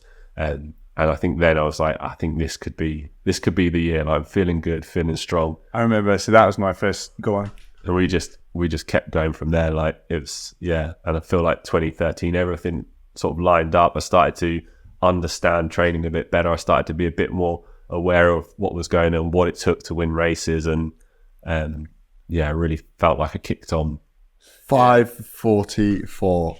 I remember that was my first. I went into senior team in that September after 2012, and like all you guys had time off, and we'd been training for like 4 or 5 weeks. And I remember when Gregors came back, and I was like, right, I know he's done nothing, because I spoke to him like, I know he's done nothing for like 7 weeks. I'm going to sit on the air, and I'm going to like smash it, and he smashed me, and I was like, fuck, I've got some work to do. Like, I've been on it. This guy's had 7 weeks off, and he's just come back and like turned it on. Yeah, but I guess like you can't. 7 weeks doesn't.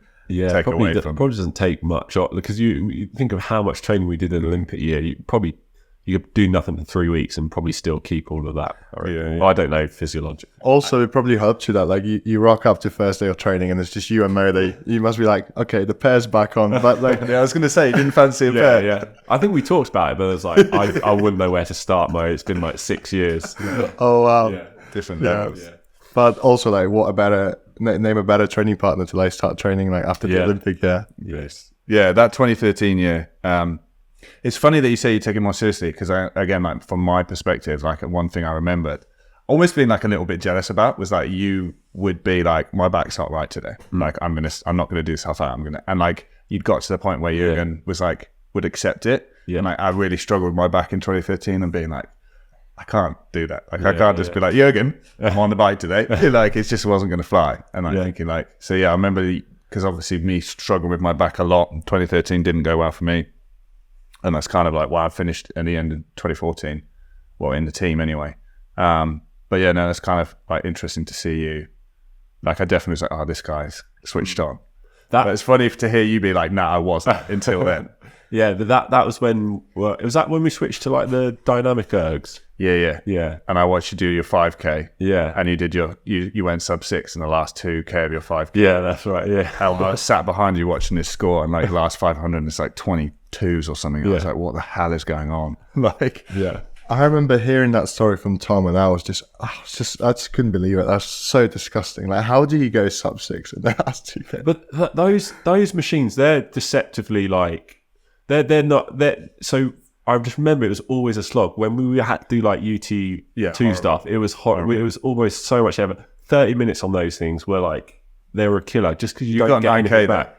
Yeah, I got 9K. But then this is what I was thinking. I reckon it's probably about a second and a half average difference between one of those and a static. well, On rate 20, it yeah. depends. 20. So when I went into the team, so I think 2012 I broke 9K, and then hurt my back, and I went on to the dynamic, and it took me like 2 years. So it took me 2 years from being on the dynamic to get back to 9K. Yeah. And I don't think there's many people that have done it. No, There's probably like me, you, maybe Partridge. Ramsey's done it. I think. Ransley's done it. Yeah, Al Sinclair? No, I don't think you would have spent enough time on the dynamic. yeah. We had our little group there, didn't we? It was me, you, Partridge, Ransley. Yeah. That's probably about it. Oh, Stan dabbled a little bit because he did them at Oxford, didn't he? Oh, yeah. Yeah, Stan was in on and off. But I remember even that first 5K, even Hodgie did one on it, and then he was like, "Nah, I don't know this." Definitely at rate though, you got something back. Yeah, especially like that. Yeah. That finish. Yeah, came out going absolutely. through. Yeah. But yeah, what was I going to say about the half hours? No, I can't remember. Half hour. Oh yeah, about the dynamic. Like, it then got to the point where I spent so much time on it that then I didn't like have a benefit from going back. Yeah. To the Yeah, regular. yeah. It's like I think I'm probably, well, maybe not now, so I'm doing as much training, but like it's certainly a point where I just got more used to training that way. Like, you've got to get on the front. Like, you can't just sit on it. I reckon that's what. So I did my 30-minute PB in like 2018, like when I was just training at Abingdon, like once a day. On a regular. Yeah, on a regular egg. But I think that's why. I think because I think I did a 138 on a dynamic, but I reckon that's got to be like a sub 137. Yeah, about 36 and a half on a static in like old money. It's difficult to tell. Not money. It's difficult to know because like if that's the thing, like you're doing PBs, but like in the middle of a training block, you never like right, half hour 8:20, like we're gonna wind down into this. Like, it'd be difficult to know what you're gonna get. I got one in the garage. I bought it at Oxford Uni. Was selling a few, so I got it because I just fancied a bit of something different. Keep the back. There's still my back like much happier on it. Yeah, than on a regular. So good time. So how did the rest of that 2013 season go? Like you rock up, you try and like be more professional about it. Like, did you see a tangible difference in your results, or maybe like recovery, nutrition, that sort of thing? I wouldn't say recovery nutrition, maybe just the more sort of approach to training and just being a bit more switched on. I was still a little bit oblivious. Like, I didn't really understand like what was a quick time and that. I just used to go out and pull hard. I remember on the pre-camp for final trials, and Sam comes over and he's like shaking his head. He's like, "What were you doing in that last piece?" And I was like, "I don't know." He's like, "You went sub 7 on a rate 26, 28 piece." And I was like, "Is that good? Like, what's a good score?" He's like, "Yeah, that's good." Out in the viz, that? Yeah. This is mental. Yeah, so I started to like, actually, maybe I am all right at this sculling. And then it was that year racing Alan at final trials, and I like one of the biggest things when I first come to the team was how far ahead Alan and Matt were than me. Like, they just absolutely destroy you. They were so quick, and in Olympic year was the first time where I felt like I didn't embarrass myself racing them. Like, I was still like 2 lengths down, but I was there or thereabouts. And then in 2013, really started to get close to Alan in the training pieces. And the great thing about Alan is he wants people to be as quick as him. So he's just trying to build up all the scullers. So like when you get off the water, he tells you how you can go quicker, or he just gives you encouragement. And that was one of the cool things about Alan, is he just brought everyone up to his standard. And then so I went into the final trials thinking that I'd give him a good race. I didn't think I could beat him, and then was level with him at with like 500 to go, and just knew I had a little bit. And managed to get in front. And then when I won that final trials for the first time, I think, again, that was another moment where I thought, actually, yeah, I'm starting to understand how this works. I sort of understand how the racing works. The training's obviously working. And that, again, gave me a lot of confidence going into the racing season. And we'd always talked about the quad being a focus boat. So earlier on in that year, Yurgen talked about how he wanted to make that the top boat. And we were out in Australia for a World Cup earlier on that year, and we won gold, and that was the first gold that we'd won. And so that was really sort of good sort of momentum to the Olympiad. And then obviously going out to Chungju, we were sort of knew we were there or thereabouts, and we went out there and raced and came away with a bronze medal. And I say probably to date that's been my sort of proudest achievement, because there was all this hype about how Britain had never won a medal. The men had never won a medal. The women had been smashing the quads for years. But yeah, so in the men's side of things, we'd never won a medal at a world champ. So I just remember that being a super special thing. And yeah, that was like my happiest row memory was in 2013, getting the bus home from the regatta course, and all the nations were on the bus. And Graham's found this microphone at the front of the bus. So he starts singing, everyone's doing karaoke, and then Graham stands up and starts singing Dire Straits, Romeo and Juliet, Northern accent. And I just remember like sitting back on my chair with my medal on, thinking like, this is what that graph's been for the last however many years it was. That was obviously 5 years on from my under 23s medal. So it was a long sort of slog of disappointment and injury and just missing out, and it felt like that medal was something to show for all of those 5 years of hard work. The medal's good, but also being the first is something that is rare in this day and age in any sport at any level, to be able to go and be the first to be like, like break barriers, which is pretty awesome. I'm sure at the time you're even still like, I love to hear that like you have a moment to like enjoy it. So there's like so many points when you're being so hard on yourself that like even when you win, I was speaking to people like, oh, so you won like under 23 gold, like it's amazing. Like, yeah, but it's not a senior medal, is it? Yeah. And it's like, please enjoy it a bit. Yeah. Like enjoy it a bit. Well, that's the thing that I was always ashamed of, like speaking openly about. Like I was over the moon with a bronze medal, but I felt like you couldn't say that. Like you had to be like, oh, I wish I got gold. And where actually I was like buzzing that we were on the podium. I think that's, but like again, like having speaking to current squad athletes like Lola, talking about it seems like it's something that like the sport is just so ridiculously tight now that like it's you can't like sort of gauge how well you've done by just the medal. And they seem to be a lot better at like, I mean obviously they're always process driven and stuff, but like a lot better at like understanding like if you've had a good row or good result and like being happy with it and like letting you be happy with it.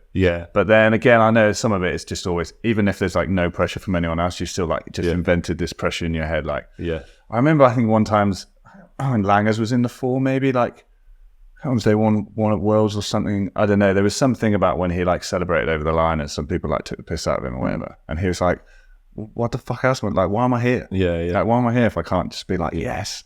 Because I guess it's like that whole kind of bravado thing. That quad was stacked. What, you had Pete Lambert in that crew, Graham Thomas, Sam Townsend, and obviously yourself, like big boys. Like I think John Collins, like said on the podcast that like he subbed in for a session or something, and he was like, oh no, maybe it was Jack. He was like, I'm never gonna go out fast with you guys. Like, what? How am I gonna do this?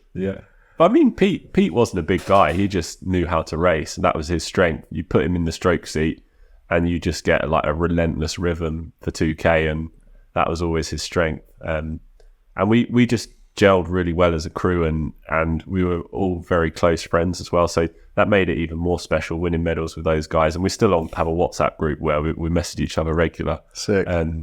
And you know, Graham is the person when I was at the World Champs last year for the Coastal Champs, freaking out like I've forgotten how to deal with nerves. I've forgotten how to get ready for a race. I'm like, I don't know what to do. I'll ring up Graham, and he's like, "What are you ringing me up for? You're meant to be at a World Champs. Get to bed." and I was like, "Oh mate, I don't know what to do. I'm just stressing out." And he was like, just giving me reassurance, telling me how good I am and all the stuff he used to do back in the day. So I feel like what was also special about winning that medal in 2013 was the guys I got to do it with. They were like really good mates. I think that's also something that's maybe like not known as much. Like I think people assume because you spend so much time with these people, like you're best mates with everyone, and it's like it maybe not. Doesn't necessarily mean like you're enemies, but you don't always have that crew where, like you said, like you've still got the WhatsApp group. Yeah. Like you don't have a WhatsApp group with every crew you've ever been in. So like that's tight and like it's more rare. Yeah. Oh, I just remember it was Al Sinclair who said that. It wasn't John or John. I loved Al's story about how Pete just ripping the piss out of when Yurgen was like Highlander. That's so good. So 2013 is pretty good then, I guess. So coming out 2014, same thing. Yeah, so 2014 was a cracking season. Again, we just built on our strengths from the year before. I think we won a few of the World Cups and the Lucerne World Cup, which I always wanted to win. And the reason for that, I was good friends with Gregors, and in like 2009, 2010, 2011, they won like every year in the four. And every year at Lucerne, you used to get like a penknife if you won. So on the plane home, I'd be like, all right, Gregors, what colour was your knife this year? And he'd be like, oh yeah, it's a nice red one. I was like, oh, cool. Next year, I'm going to get a penknife. And then next year would come round and we'd be in the B final. I was like, next year I'll get the penknife. And then I think it was in 2014, we won Lucerne. And I was like, penknives, boys, we're getting penknives. And we're on the podium, they're giving out the medals. And I'm like standing there with my hand out. It's like, do you not get a penknife? I'm like, no, we stopped doing that after we stopped doing that last year. So the year that we won, we didn't get our little penknife. So actually at the airport, when I was leaving, I bought one from the souvenir shop. I'm treating myself. Yeah, treating myself. I got a penknife. Nice.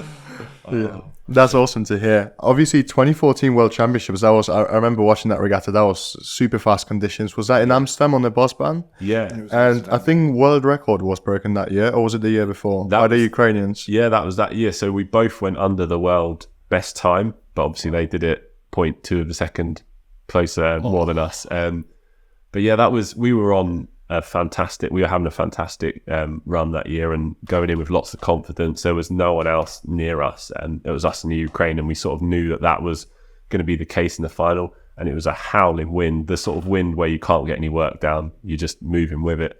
And we maybe just let them slip a bit, and they were ahead of us, so we were always chasing down. But I remember how windy it was, because Pete always used to get so nervous before a start, and he'd always be sick on the way to the start, and it was so windy.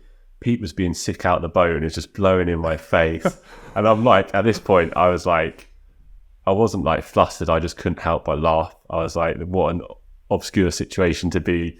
My mate's being sick on me, we're about to go race a world's final. And I just remember sitting on the start line, just like comfortable and confident that we were going to do something special. And then we went out and raced, and I was like, oh shit, I can't get any work down, like this is not going to be good. But then looking around, it's just us two, and we're clear and there's no other boats around us, and just feeling a bit of frustration that I couldn't lean on it because it was those conditions, and crossed the line thinking that was the easiest 2K we've ever done, but we've gone the quickest we've ever gone with the second fastest ever quad. And fair play to the Ukrainians, they got us on the day. But it was one of those ones where you can't be sad with the result, because you were literally, if the race ended a stroke earlier, you would have been in front. Probably not as close as Imogen and Emily's race. Yeah, that was ridiculously close. But it was definitely a close one. And I remember on the podium, the boys were like Sam and Pete and Graham were really down. They were like, oh, we could have won that. And I was like, lads, look, we've got to enjoy this. This could be the last time we're up here standing on the podium. Like, let's go up there with big smiles and enjoy it. And then actually, I'm so glad I said that, because that was the last time I stood on the podium with those boys. So it was what a final race to have. They're super. It's a rare thing, like hard to do, but also just to kind of remind yourself of the privilege of it, and like understand. It's so difficult because, like, when people say, someone on the podium wins a silver and they look unhappy, and it's like, because they put their entire life into doing something more than that. And it doesn't necessarily mean that they will be unhappy with that later. But like having the opportunity to think like this might be the last time. I used to laugh with Pete about, like, when we were coaching rowing, every now and again jump back in the boat and be like, one day it'll be the last time I go rowing. Like, I hope it won't be for a long time, but one day it will be. And like try and remind myself, like, whatever it is, like just quite enjoy it. Yeah. I'm glad you also like said that to the boys to like enjoy that result, because I remember like watching that race from the Leander crew room, and like everyone was gathered around the crew room TV, and like we just all went mental, super happy for you. And like obviously that race was close, but like again, second fastest ever, like that's a hell of an achievement. Yeah. And like 0.2 of a second, that's what are your boats on the surgeon? Like what have you just taken a catch? Have you just finished a stroke? Like you can never like control that. That's just pure lottery. So yeah, cool. So 2015 was a tough year. is this back again? Yeah, back came in, but that wasn't the reason why. It was me. So it was going well up until final trials. So I won the final trials, and I was grumbling along with a back injury. So I got pulled out of the first World Cup. Was ready to go back in for the second World Cup, and then like the week before had a meeting with Ange, like your back's not getting any better, you're out again. And I don't know if I just wasn't dealing with it that well, but I just lost my cool, and like I walked downstairs and I was literally fuming. I was like, why is she telling me I can't race? And I went out at Caversham, and there's a fence there, and I just punched the fence with both hands, and then my hands were a bit bloody, and I was like, oh no, what have I done? And I go around and talking to Graham, and he's like looking at my hand. He said, you should probably go and sort that out. And then it was pretty sore, and it turned out I managed to break the bone in my hand. And so it was all just not being able to keep a cool head. I think back then, I've definitely mellowed out a lot now, but I think back then I used to really sort of let anger get the better of me. I used to lose my cool a bit, and then so I broke my hand, and then I was like, definitely not going to the World Cup now. And then I went up the hospital, and they're like, yeah, it's broken. They did an X-ray. They said it's going to be 8 weeks before you can do anything on it. I was like, I haven't got 8 weeks. So I went back to Anne. I said, it's broken. Is there anything we can do? Unfortunately, we were covered by Bupa, and there was a hand surgeon that took a look at it and said, we can put a plate in there, and within 3 weeks you can swim again. Within 2 weeks you'll be able to cycle, and then probably within 6 weeks you can row. So it was kind of like a bit of a blessing in disguise, because it meant that I got to offload my back for 6 weeks. But on the flip side, it meant we had like a month to prepare for the world champs, and we were just always on the back foot looking for speed. And it wasn't a fun regatta to go to. We were going to it feeling like we hadn't done enough training, feeling like we were underprepared, me feeling responsible. And I was responsible, I lost my cool and broke my hand by punching a fence. It wasn't a wise move. And when you're in a crew boat like that, you don't just let yourself down, you let all the boys down. But they were really good. There was other guys that tried rowing in the quad, but those boys were quite firm in that they felt that if I could get fit again, that I'd be the best man for it. So I had their back in, had the coaches back in, but it was a tough regatta. We went through the repechage. It was so tough that the Ukrainians didn't even qualify for the Olympics that year. Wow. So they were the world champions the previous year. They didn't qualify. We had the three medalist boats were all in the same repechage. So like two of us weren't going to go to the Olympics, or two of us were and one weren't. And then in the final, we somehow managed to scrape through into the final.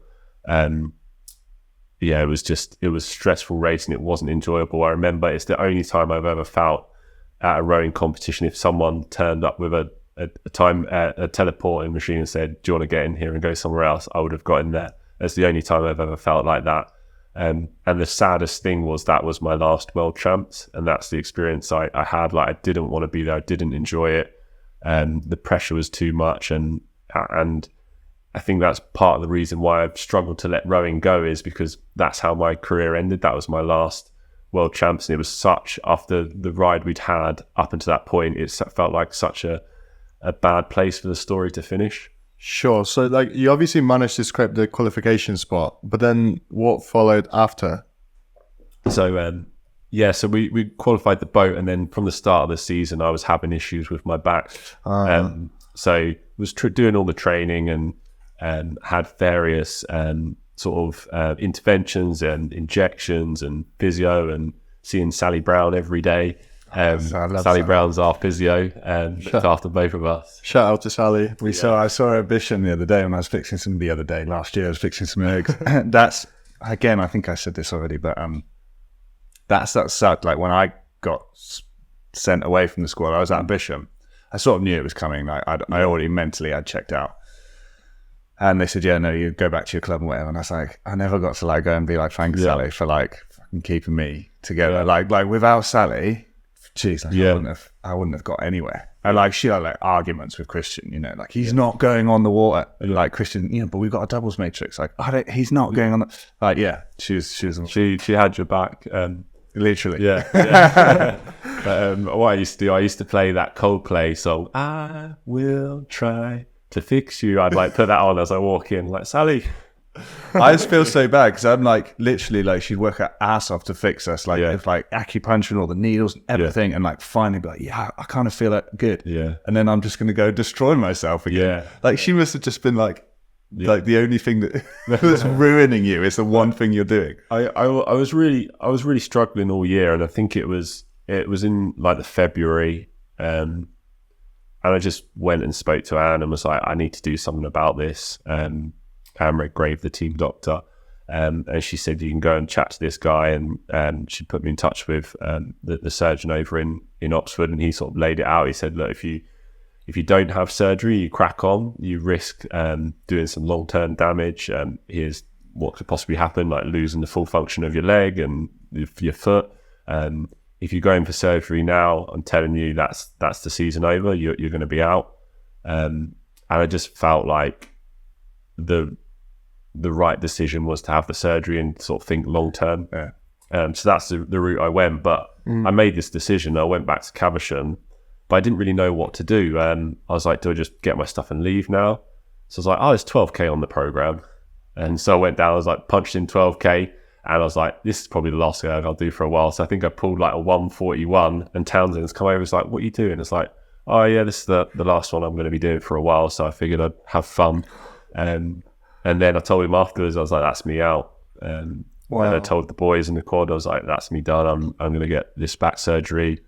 And I just left that day, and just didn't go back. Wow. Yeah. Firstly, you're a nutter for doing 141 for 12K. I think it was actually maybe more like a 140. I don't know. Oh, wow. And secondly, like, was that like the resurgence of like your previous back injury, or was like that another disc that was like trying to give you problems? Yeah, so it's the same area, but I was getting the symptoms, but on the left side this time. Oh yeah. So I kind of already have a numb right foot, so I was like, I should probably look after myself. So I made that decision, and actually, after the decision was made, I think I was okay with it. And sadly, like 2 weeks before, James Fode had the same thing, so he'd been through that same process.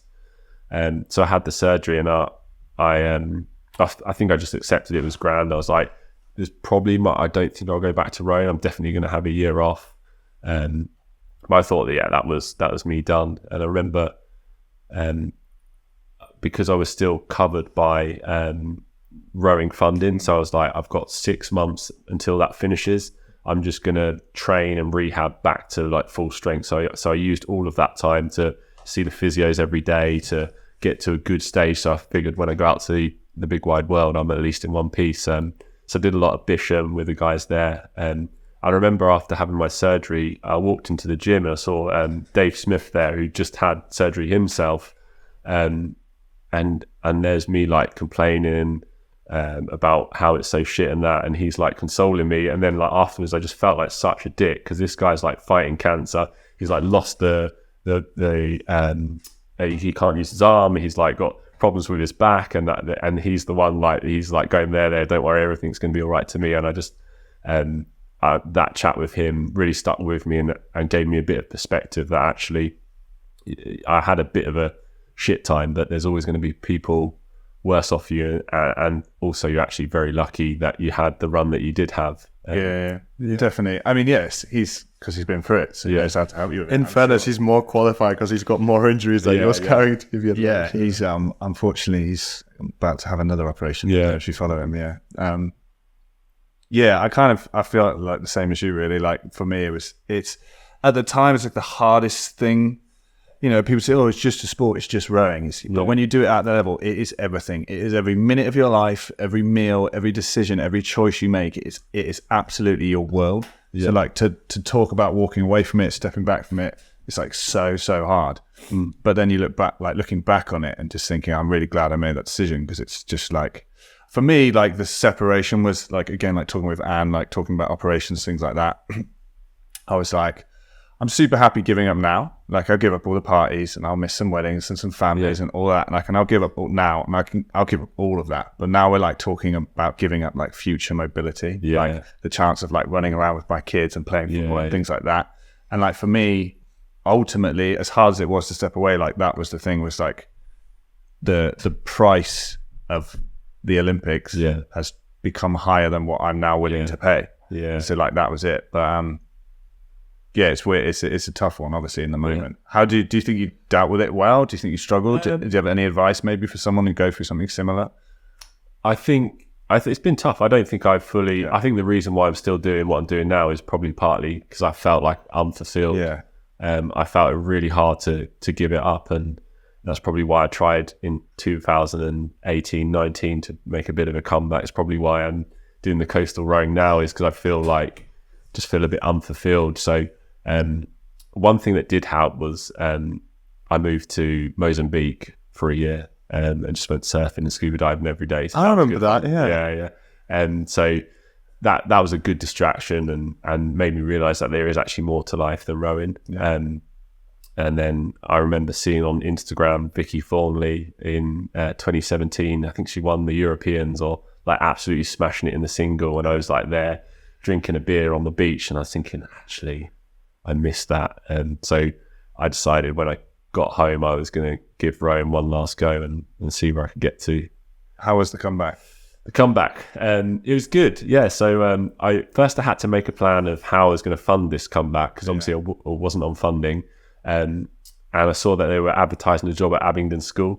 So I rang up Mark Earnshaw, who was my coach back in the day. I was like, what's the crack with this job? And he's like, are you going to apply? I was like, yeah. He's like, oh, awesome. It's going to be incredible. And I told him, I want to give rowing another shot. And he's like, brilliant. Come here.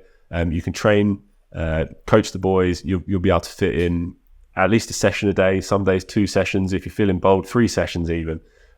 So that was a sort of agreement. He said, you come live on site, get all your meals and that. So it was a pretty cushy setup. I mean, you got paid peanuts, but you didn't really need any money because you could eat at the school and you got your accommodation provided. So I went there and was coaching and working as a boatman and just sort of training and having good fun with Johnny down at the boathouse. Oh yeah, shout out! Yeah, I was down there last week. Yeah, Johnny's still there. So we just had fun and trained hard. And when you're working a job like that, you just have to take the training when you can get it. So I'd be like, Johnny, we've got 40 minutes between before I need to be at the school. He's like, 40 minutes.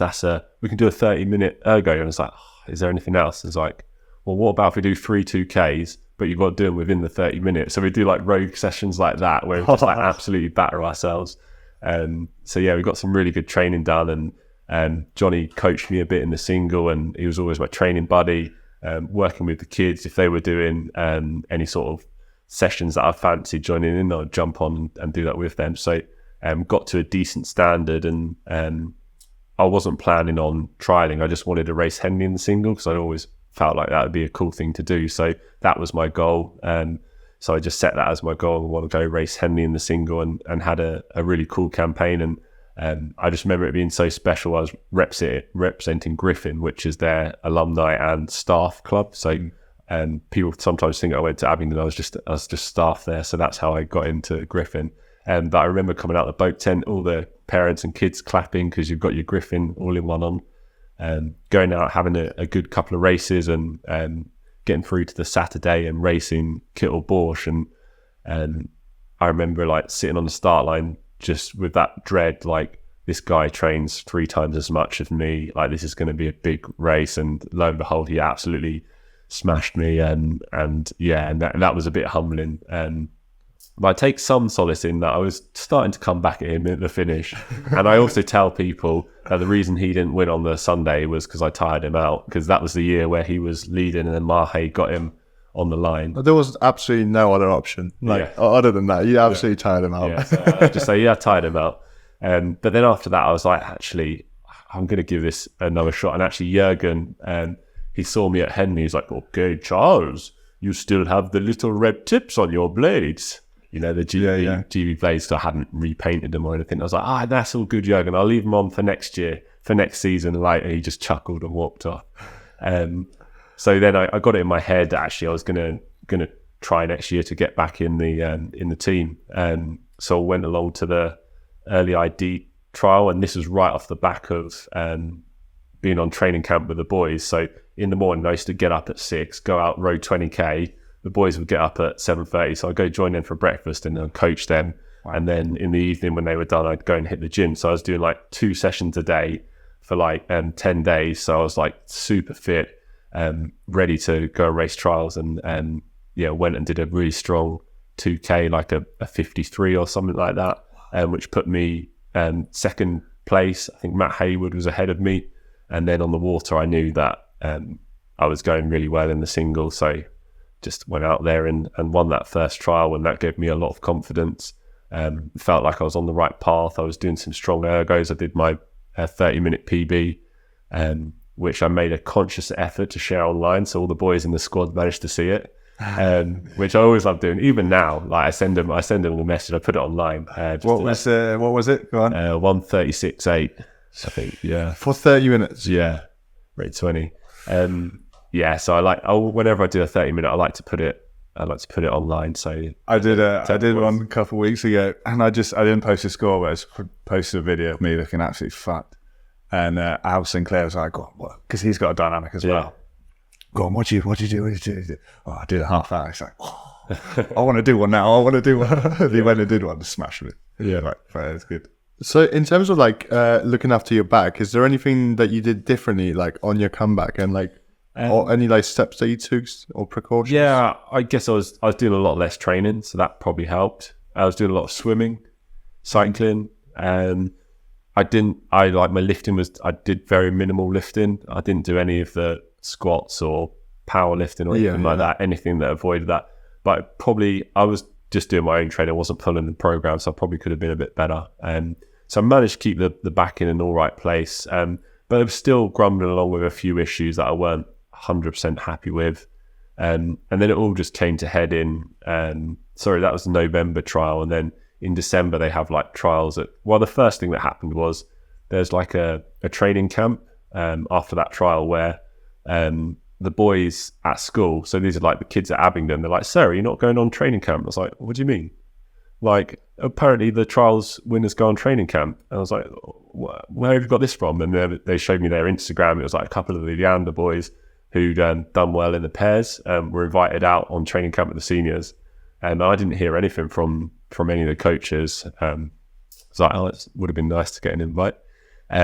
But I just brushed that to one side. And then I knew that there was a trial happening at Caversham, but I was just sort of so head down with work. It got to about a week before, and I rang up Paul Stannard, and I was like, am I meant to be at Caversham next week? What's going on? Am I invited to this trial? I've just won trials on that. He's like, oh, yes, no one told you. I was like, no. He's like... And he said, I think Shep was meant to tell you. And Shep's like, I thought Paul was meant to tell you. So no one told me I was meant to be at this trial. So I did feel a little bit upset, because I felt like I got myself to a really good place. I felt like I showed that I was back with a strong ergo and that I won trials. And I was just a bit disappointed that no one reached out and said, well, probably a bit egotistical. If someone just reached out and said, great job, Charles, I would have liked that. But I think communication not necessarily always had been the strong point of Caversham. But I think I was a bit disappointed, and then some stuff happened over Christmas, and I actually got a cold that week, so I went to Caversham. I saw her, and she's like, "Oh, well, you can't race anyway." I was like, "Okay," and then I took some time off after Christmas, and I just came to the decision. I was like, I just don't think I'm cut out. I don't think I can go back to the grind and what you have to put in for that. So I just made a decision in that sort of January of 2019, that would have been that I was going to step back from the rowing. And I was quite content. I had a really fun Henley campaign, and I was like content. I was like, that's me done with rowing. I did some triathlon, I did some swimming, and the plan was going so well until the pandemic. And then Townsend rings me up and he's like, have you got an erg at your house? Should we do some ergs and compare time? So this is like during the pandemic. So all of a sudden, like dusting off the ergo, pulling some 2Ks, and then Sam rings me up again. He's like, what about Henley next year? And they've moved the Olympics now. So the Olympics will be next year. So that means next year, no one's going to be racing Henley because they're all going to be at the Olympics. And I'm like, yeah, actually, that could be quite good fun. We knew we could row quick in a double. We've always jumped together. So we had it in our heads that we were going to go and race Henley.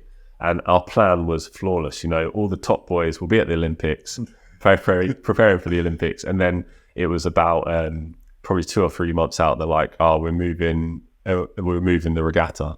And they were pushing it back 6 weeks. Yeah. I was like, no. And then I said to Sam, don't worry, Sam, as if people are going to go to the Olympics and then come and row Henley, like, it just won't be a thing. So we're like quietly confident going in, and we sort of rated ourselves that we were probably one of the top doubles in the field nationally, and we're like, no internationals are going to come over because it's COVID. And then the entries come out, and I just looked down the list, Ireland and Finton and Paul were coming over to race a double, and I'm just like, oh no. Like, try to be confident, be like, actually, maybe we can put up a good race against them. But just knowing that these guys have just won the Olympics, and we're 2 old boys that have been training hard, but I just felt we were undergunned. But we had a cracking race against them, and really enjoyed that. What a fun adventure, though! Like, the other cool thing was our coach, Adrian Cassidy. We rang him up about 3 weeks out from Henley, and we're like, we're doing this thing. Will you come down to Radley and have a little look at us row? And it's like, lads, I'll be there. And he came down like every other day, and we were going out rowing like every day in the run up to Henley. It was like being an athlete again. And we just had our little crew, and it was so much fun getting ready for that. And yeah, it's good. Just the final hurrah on the flat water stuff. And then after that, I was like content. I'm happy. I'm done with rowing. And so that was 2021. I think it's good to finish out with something, like to try and, Caversham's like an incredible place to be at the top end of the sport, but it's also pretty brutal day to day. Yeah. So I think trying to like reconnect with it. Like, I'm super happy I finished off at Leander in my year, had another crack, didn't win the ladies' plate, but got close again. But yeah, it was nice to kind of like fall in love with the sport again a little bit. Yeah. What do they say? Every rower has to have a comeback, right? Yeah. You never fully retired. If you've only retired once or twice. No one ever gets away. Yeah. And also, like, you got to do it like on your own terms, right? You weren't like forced staring down the barrel like, this is going to happen if I continue. So you kind of like could come to the decision on your own terms. So that's probably like why it was easier to step away. Yeah. But you're not fully away, are you? No. Oh, actually, that Henley campaign is probably partly to blame for this. As after that regatta, I was over to Ireland for the summer. I was just staying in Ireland with my girlfriend at the time for the summer, and I rang up Paul and was like, I'm over, and you fancy going out in a double? So I go down and stay with Paul down in Skibbereen, and like just chat with him. And by the end, I've left Paul after that weekend. I'm like, I'm going to make a comeback. I'm down for this. So the first day we went out in a double, and so at Skibbereen, where you boat from, you can literally row down the river and out onto the sea. It was so flat. We just started rowing out, and I hadn't rowed for about 3 weeks because the last row I did was against Paul when we raced at Henley. And he's like, how long are you good for? And I was like, not too long. I haven't rowed in a while, so we rowed for 10k. And I was like, we're going to turn soon. He's like, no, I want to show you where I live, because you can actually row around the back of Roaring Water Bay to where you can see up at his mum's house. So we rode around there, and I looked at my watch, and it was like 15k. I was like, we've done 15k out. Now we've got to do 15k back. But honestly, rowing out on the sea, it was flat calm. And then the following day, he had some friends that were getting ready for the coastal champs. So we went down to join in with them and just do some pieces in coastal singles and double. I was like, actually, this is quite good fun. And so I went from thinking I was going to make a full-blown comeback, because all the while he's like, the whole weekend, he's like, yeah, you can make a comeback. Yeah, like, absolutely, you've got this. Like, I can do a medicine degree and row. Like, you'll be fine. But then I sort of came back down to earth and figured actually I do want to do a bit of rowing. And I saw that the Coastal World Champs were being hosted in Wales. So I figured I'm just going to find out what the crack is there. It looks good fun. So I got back and kept myself fit. And then I saw like a Instagram post from British Rowing saying about coastal rowing, this tryout day. So I went along to that, and I guess that's how I got involved in coastal. Did you do well on that first one? Yeah, I did all right, because it was, at Caversham, there's those lakes as you go in to the right. Yeah. So they did it on the lakes there, and they just put a little course out, and it was like flat as a pancake. So I had a bit of strength, and so I just blasted out, and I think I did all right because it was like completely flat. And then we did some training on the sea, and then we did some trials, and I did all right. Did the Welsh champs, and picked up a few medals here and there. So it was a good sort of first season of the sport. So you're doing coastal and beach, or was this just coastal first? No, so so when talk about coastal, obviously you've got the two disciplines. You've got the beach sprint rowing, which is the short format, which is where you're side by side racing out, turning around a buoy, coming back in. And then you've got the offshore racing, which is the endurance sort of 6K racing. So the stuff I was focusing on was the beach sprint stuff. So that's the one that's going into the Olympics. Yeah. So how does that compare?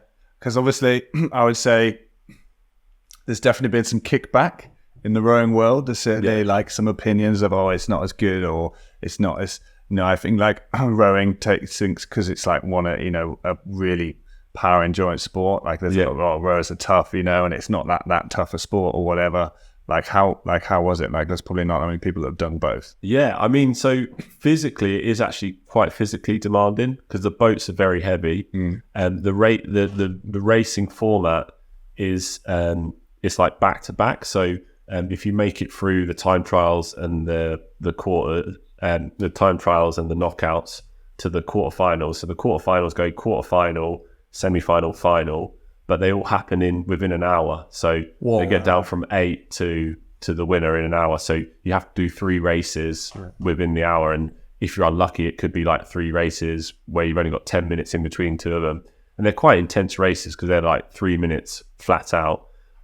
So physiologically, you do still have to have an engine. Yeah. But then you've also got to have that ability to navigate and deal with the conditions. Reading the waves. Yeah. Becomes. I still don't think that they know what the perfect beach sprint rower looks like, because at the moment there's a real mix of like ex-rowers. Carl, the German, he got bronze medal at the World Champs in the singles, but he's like quite a big athlete, very powerful. But then the 2 guys that are ahead of him are like Giovanni, he's like maybe 60, probably 70 kilos. Like he's quite compact, maybe 75. He's like a lightweight. Yeah. Same with Adrian Miramon-Quiroga. He's like quite a slight athlete. And those 2 are like rapid. They've got the skill on that kind of water. Yeah. So it's trying to work out what the best the best beach sprint rower looks like. One thing that was apparent at the World Champs this year is that being a good sprinter helps. So the Americans, we saw them win 2 races on the beach on the foot race, and that's where we got knocked out of our race, was because the Americans can sprint. They're like trained like sprinters. So that's like a bit of your training now is going to be a lot of beach, running around on the beaches. Running on the beach. Fortunately, I live near Merthyr Mawr, which are the sand dunes in Wales, so I can get down there. I've got a little session where I leave my dog at the bottom and my stuff, and I run up and then walk back down and run up. So that helps, but I could definitely do a bit more sprint training. Yeah. Okay.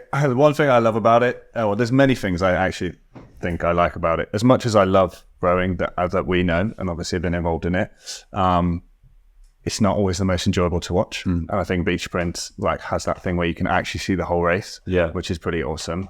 Everyone uses the same boats, which I think is really cool. Number one's really cool because it's just like there's no difference. It's not like if someone turned up with a boat that's worth 30 grand more, so they're going to have there's no advantage from that. But also just in terms of getting people involved. Like a lot of what we do in rowing, the whole point of this is the fact that we love rowing. I love it as a sport, and whatever form it is, and the more people you can get rowing, the better. So I think if you can have a version of the sport that's more accessible to more people, I think that's a good thing. Yeah. And I also think in general, if you're not moving forward, you're standing still. And if you're not bringing anything new to the sport, then why would anyone be interested in doing it? And yeah, we're all like absolute nutters, so we like went for the grind. But like, how many people like, oh, do you know what I really want to do? Like, give up my entire life for 10 years for like maybe a chance at like doing well at rowing. Whereas like, if there's other options, like other ways to do it. I also think it's quite funny that kind of coastal rowing has like got looked down upon a little bit in terms like from the pond, what do you call it? The pond dippers. Yeah. And I think now it's quite funny, again, speaking to Al Sinclair, like they had a good, one of their guys up in Scotland, he was like, you know, this guy's done a lot of coastal rowing. He really knows how to read the water. Yeah. Some big guys can come out there and he'll just like absolutely through it. So yeah, that's what I was going to ask. Like, what are like some of the technical differences between the classical pond dipping and like that's what we're calling it now. and beach sprint rowing? Because like obviously you got the catch, you got the finish. Like you go up the slide as well. So the boats are basically like tubby, so they're just like a normal boat but 3 times as wide. The tricky thing is if you're a big guy or girl is that the span is set on 158, so it's a very tight span for like someone who's got long arms. You can use your oars, so you can put the oars however long you want. So actually for me, rowing in a boat on 158 span, if I'm not careful, I just end up rowing really ridiculously long. And actually, if you wanted the boat to be as fast as possible, I'd rig it how I rig my offshore boat, which is on like 162. So, so you've got that to contend with. So actually, it looks like I'm just rowing half slide, and it is because I am. So if I row any longer than half slide, the angle of my blade is going to be far too long. So you just have to be like quick and punchy. And again, Gregor Hall, who's our top British guy, or one of the top British guys at the moment, he's is a lightweight or race lightweight on flat water, but on the sea he's just rapid. He's just so explosive, and we're about even now. Actually, he's beaten me a couple of times. I've beaten him a couple of times. But yeah, if it's rough water, I'm like, oh, I've got my work cut out. If it's a bit calmer, I'm a bit like, actually, I can give him a race. But he put like 15 seconds on me over like a 3-minute race, which is ridiculous. And in rough water. Yeah. Wow. Just the skill of knowing. Yeah. He's just, and he can sprint quick as well. He's explosive. How long is the sprint?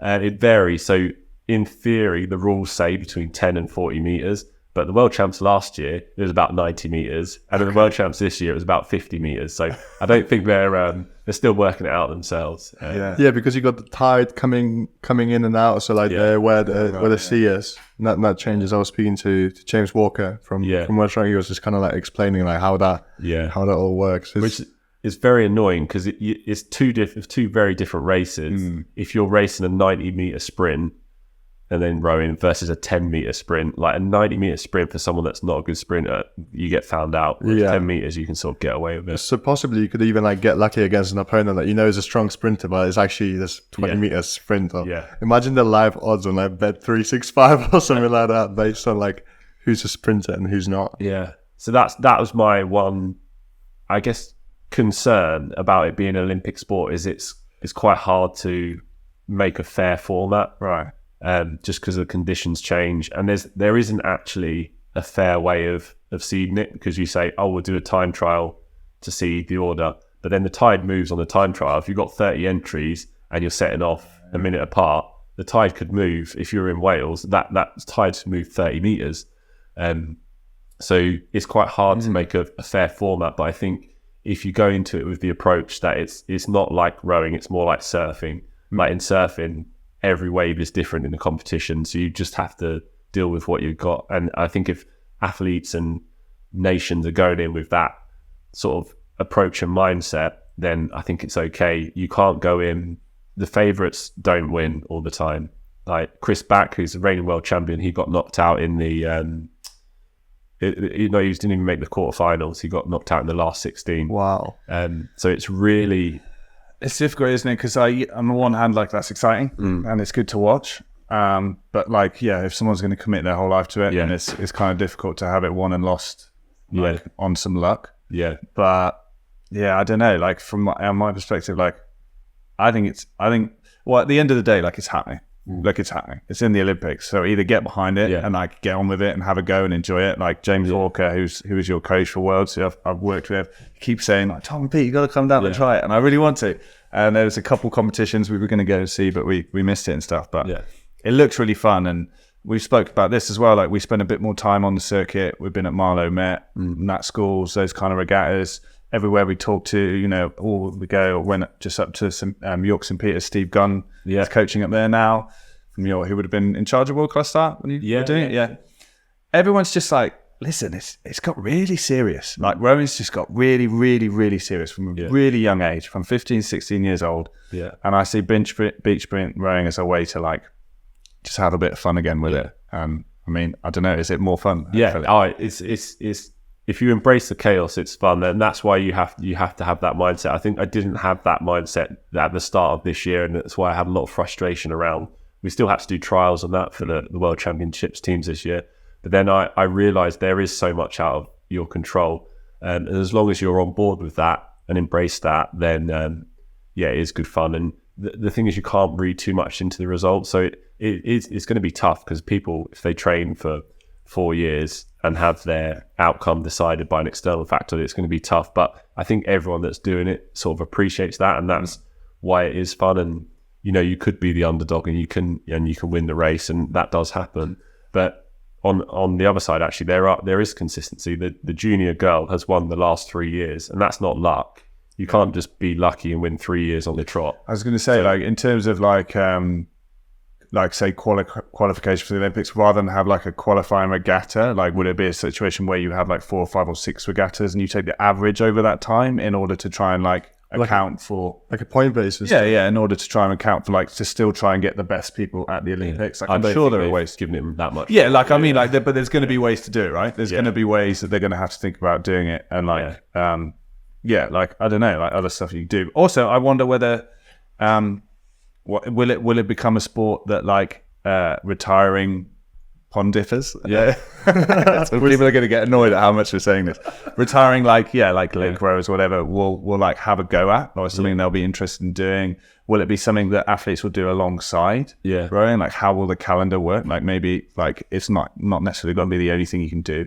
And also like again, like sports, you know, at the end of the day, in football, the winner doesn't always win, and sometimes you get a lucky goal or a lucky penalty, or you get a kick. Like I think in rowing, because we are quite used to this like pre-set results, you pretty much know when you get to the final what's going to happen. That's the thing. You go to a regatta, it's always 6 lanes, it's always 2,000 meters. Like possibly, maybe like should we look at beach sprints not so like closely compared to conventional rowing, and possibly that has its own like different category, because like rowing, possibly maybe that's right where a lot of the frustration that like you might experience around training come from, because like you're expecting things to be the same, or like you're used to like things being like done in a particular way, versus like this is the Wild West out there. It's like when you get a non-league team, like back in the day when Cambridge United used to have an amazing FA Cup run, early FA Cup ones. That's what it's like. It's not like the better rower has a better chance of winning, but also the underdog can win. Like I think that happens quite often. Yeah, that makes it exciting. I think the other thing that maybe some current rowers don't appreciate is that the Olympic, like for a long time, rowing has been in question with the Olympics about how long they want to keep it in, because of it feeling like it's not an inclusive sport. And like World Rowing has done so much with like giving equipment to like smaller nations, and like, you know, having separate qualification regattas, like there's the African qualification regatta, and like different ways for people to get in, and they've been working really hard. But it's been like a concern, I think, for World Rowing for a long time, that if things don't change, that, you know, it could get lost from the program completely. And as much as I love lightweight rowing, and it maybe if there are even some other categories that have to go, if it means that rowing stays, like surely in the long run that makes more sense. And I think as well with the beach sprint stuff, like I don't know, we'll see how it goes. But like at the end of the day, you know, if it keeps people rowing, like we love rowing because we're British and we're rowers. But like if you're not Britain or Germany or Canada or America, New Zealand, New Zealand now. But like you know, who like is it that interesting? So I don't know. Well, that's the cool thing about beach sprints. As you look at the medal tables, you've got Tunisia up there, and you've got nations that maybe aren't established in the flat water stuff, that have access to a fantastic coastline, and so it's more accessible. And at the events, as you said, it's pool boats, so you just have to turn up. And so you've got, like, at the World Champs just gone, there was like a chap from the Ivory Coast, the Bermuda, Bahamas, and Sick. so there's some really sort of nations that you wouldn't see at a flat water World Champs. Because how many countries have enough money to build themselves a 2K rowing lake, like outside of like European countries that have been doing it for a long time? Yeah. Cool. I was going to say, like, you've been involved with beach sprints like for a while now. Like, obviously it's been like a couple of years since you've started like going over to the coastal rowing, like the seawater rowing. I don't know what we should call it, like an equivalent of pond dipping, but the other way around. People are going to get annoyed with saying that. But anyway, I was going to say, like, how has the sport evolved since you like took it on? Because, like, obviously it's still very much like a crawling baby, right? It's just been announced that it's going to go into the Olympics. Like, where do you see it possibly going, or like what sort of like changes could be on the horizon? Like, from someone who's been there and like in the flesh and like actually competing and quite actively like also like promoting the sport as well. Because I'm pretty sure like I wouldn't have found out about beach sprints rowing or about coastals as early as I did if you weren't doing it. Yeah. So I think even if you just compare the standard this year to what it was last year, it's jumped on again. I think with the announcement that it's going into the Olympics, it's only going to get even more hectic next year. I think next year we'll see lots of nations that have dedicated beach sprint rowers, so people that are just doing that. And I think for the nations that maybe haven't got their stuff together, they'll probably rope in their flat water guys and say, you need to go and do this race. I'm pretty sure every nation that takes the Olympics seriously will be trying to send people out to the World Champs next year. So I just imagine it just going crazy, and it's such it's a fun format. So if you can get people that want to do it, but then it's also quite an entertaining format. And it's in person, being down there on the beach, the way they set up the grandstand this year, they had like a grandstand either side of the run, and it's elevated so you can see the full course. So it makes for a really good spectacle if you're there on the beach. And then if you're following, watching it live, you've got all the drone footage and all the cool shots of boats piercing through the waves. So it's quite a nice format. And my mum come to watch me last year in Wales, and she's like, oh my God, this is so exciting. So for people that don't know much about rowing, it's quite an easy concept to get their head around. It's not like watching a 2K race where you're like, oh my God, do you see that? They've moved up a canvas. This is like, oh my God, have you seen that boat? It's about to flip over. It's surfing a wave too quickly. So it's quite an easy format for people to follow. And for non-rowers, it's a bit more exciting. So I just can only imagine it going bigger and bigger. One of the things I do hope is that it's definitely got a really cool culture at the moment, and I hope that doesn't leave it. And a good example is like at the moment nations are turned up and they haven't got the full team. So the Finnish guy this year, because they moved racing a day later, all of his team flew home. So in the bar that night before, I get a message saying, you write to boat handle for Joel tomorrow. I'm like, oh geez, I better put this beer down and get back into race mode. And then one of the Canadian lads, so you had me and a Canadian lad boat handling for the Finnish guy. Carl's team flew home, so he was looking for people to boat handle for him, and everyone sort of works together to try and build the sport up. So there's that real sort of sense of community. Yeah, sense of community and feeling that we're doing something cool. And you don't need to be as serious as the flat water stuff. I know it's going to get more serious, but like before the World Champs, the Americans and the Kiwis and the Spanish were all on training camp together. They're all just rowing with each other, so they're like the best of mates when they rock up at the World Champs. So seeing stuff like that happen is cool. And if you're doing the coastal stuff, so the offshore stuff as well, what's a really nice format is they have the beach sprints on one weekend, then you have a week, and then the offshore stuff. So a lot of people that did the beach sprints will stay and do the offshore. So you've got a week in between in like a nice place in Italy where you've got all these rowers, and for a couple of days where there's not training, so you were down on the beach messing around, taking out mixed quads. So I rode with one of the ladies from the American double, the girl from the Brazilian double, and then one of the Portuguese lads, and then Cox by the Peruvian junior. So we're just out like in mixed crews. So it's really, really good fun. And I hope that even when it gets more serious, that sort of charm and that stays with the sport. You're really selling it to me. Like, I really want to go and try it out just to even see what this. What do you mean? Or Pete? I caught Pete looking up the Polish team the other day. He was having to see if there's a slot there for him. It's alright. I'm going to cut this bit out so no one finds out. Do you know if like they've decided on a format that they're going to do beach sprints in? Because I think it's been announced that we're going to do beach sprints like at the Olympics, but like, is it going to be singles, doubles, quads, and like? How does it also like compare? Because to do crew race and like singles on your own. Yeah. So I think for the Olympics, it's going to be singles and doubles. I think that's. Is it mixed double? Mixed double, yeah. That's cool. So that's the other cool thing about rowing the beach sprint. So all year I've been, last year, because the girl I rowed with last year, Claire, she moved to Australia. So all year I've been trying to find someone to row with. So I've been like sending sly messages to people like Polly Swan, just trying to like tempt them back in. We'll have to cut your last little bit that you just did about how fun it is, and you can just like email it out. And then Catherine Douglas, I was trying to rope her in, and like basically all the ex rowers, just sending them little messages saying, "Hey, you should try this," because you get to row with your mates, and that's one thing I thought was really cool is in the mixed doubles you get to row with people you haven't rowed with before. So last year for Brick Champs, I was like, who should I row with? I want to row a double. Who's about?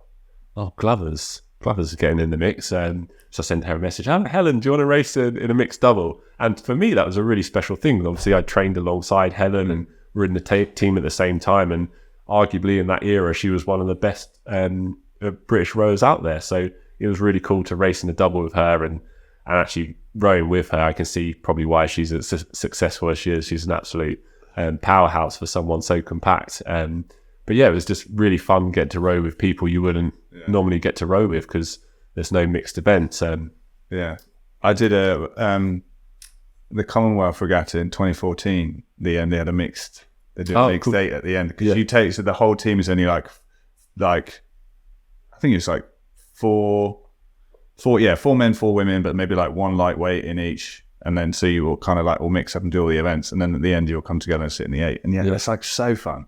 Yeah, so fun to do, like really enjoyable. And I think, like we said, like rowing could do with a bit more fun. Yeah. So for like conventional rowers who are like, on the fence about trying beach sprints, like what are like some of the biggest draws that they're not even gonna like know how much they're gonna probably enjoy the sport? Like what are also like outside of everything that you've already listed, like some of the cool perks that you can still transfer from love of the sport in one format to the other? Because there's obviously some things, I'm not asking this question very well, but like there are things that like translate from the sport. Like the base is kind of still there. Like you said, you still got the catch, you still got the finish, it's still going across the water. Like possibly maybe some people who fell out of love with conventional rowing could rekindle that joy. Yeah, maybe like if you rowed on a lake, if you've done the conventional rowing or lake rowing, like will you be able to just like have a go, turn up and crack on? Yeah, you'd get round the course. Yeah, absolutely. 100% you'd get round the course. The thing you'll learn by doing it more is how to use the conditions.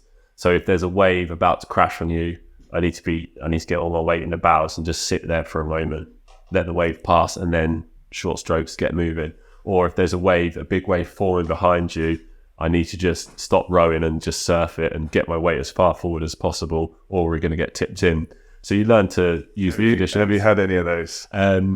Went to the last time I flipped. I flipped single. I don't think. Flipped a double, broke a double. That must have taken you back a little bit when you flipped. But these are like, I don't know if you see it in the footage from Europeans, like when Sam Scrimgeour and Laura McKenzie, when they flipped, they were just on a wave, surfing, just and then it just pitches them and they're gone, and that's what happens. You get too much speed and it turns you and you're off. So you could be doing everything right and just be a bit unlucky on the waves. So you can't really doze off. You have to be like super adaptable because like every moment is basically different. I kind of like that. Yeah, it's like explosiveness and like less endurance, but more like in being in the moment. It is hectic though, because you're like, all right, I've got to think about running.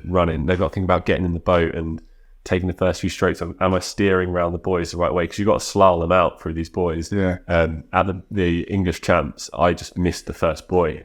That's game over. Like, didn't make it through the time trial. Yeah. So there for the whole weekend, did one race. And that's like what you have to like just get your head around is you've got to be on it. But then to go back to what you said, what's the draw? Even though I had a terrible day racing, it was like 20 degrees. I was just on the beach all day in my swimming trunks, like watching my pals row. And so, you know, if I wasn't rowing, I'd probably be down the beach. So I might as well do a bit of rowing whilst I'm there.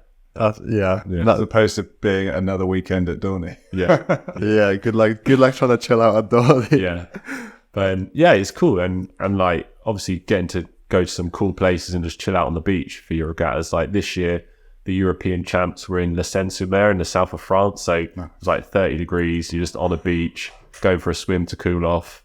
It's like perfect. And then the world champs were in Barletta in Italy. So again, 30 degrees, sunshine. You're just chilling on the beach and doing a bit of rowing. We should have done this earlier. Yeah. Do you think, in terms of like funding, obviously now that it's become an Olympic sport, like, do you think Caversham's going to like set up their own like division for just particularly beach sprint rowers? Or like, for example, if you win a medal at World Championships, do you then go into like A-level funding, etc., like in the same way as flat water rowers? I think they're still trying to figure that all out. I think the first thing they need to do probably before funding athletes is set up some sort of infrastructure, and they announced today that they've got these coastal sculling academies dotted around the UK. So I think that's the first step, is setting up some hubs where people can train, and then you probably, if it is an Olympic sport, then it probably will get some funding, and how they distribute that, I don't know, it could be quite tricky.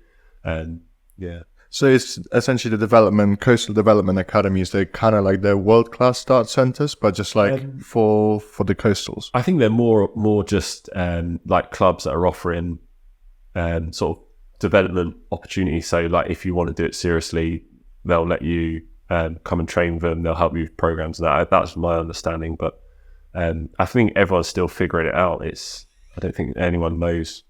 Yeah, but that's again another fun bit about it. Like I said, like in rowing's so fixed, like there's nothing new. So I feel like a new challenge, I think, could be really enjoyable. Like when we spoke to Erin, I thought like talking about adaptive rowing was that kind of like added level of, I'm sure at times it's stressful, but like you know, everyone in rowing, when everyone can use their body in the same way, obviously, like there's just one way we're going to do it. We're going to do it this way. And then this way, it's like everyone in the boat's got something that they need to have adjusted or changed or like something specific. And it's just like that extra level of, how do we fix this problem? Like, I think like I quite enjoy that. I mean, I probably made a career out of being a bit of a problem solver. So like for me, anyway, I enjoy it.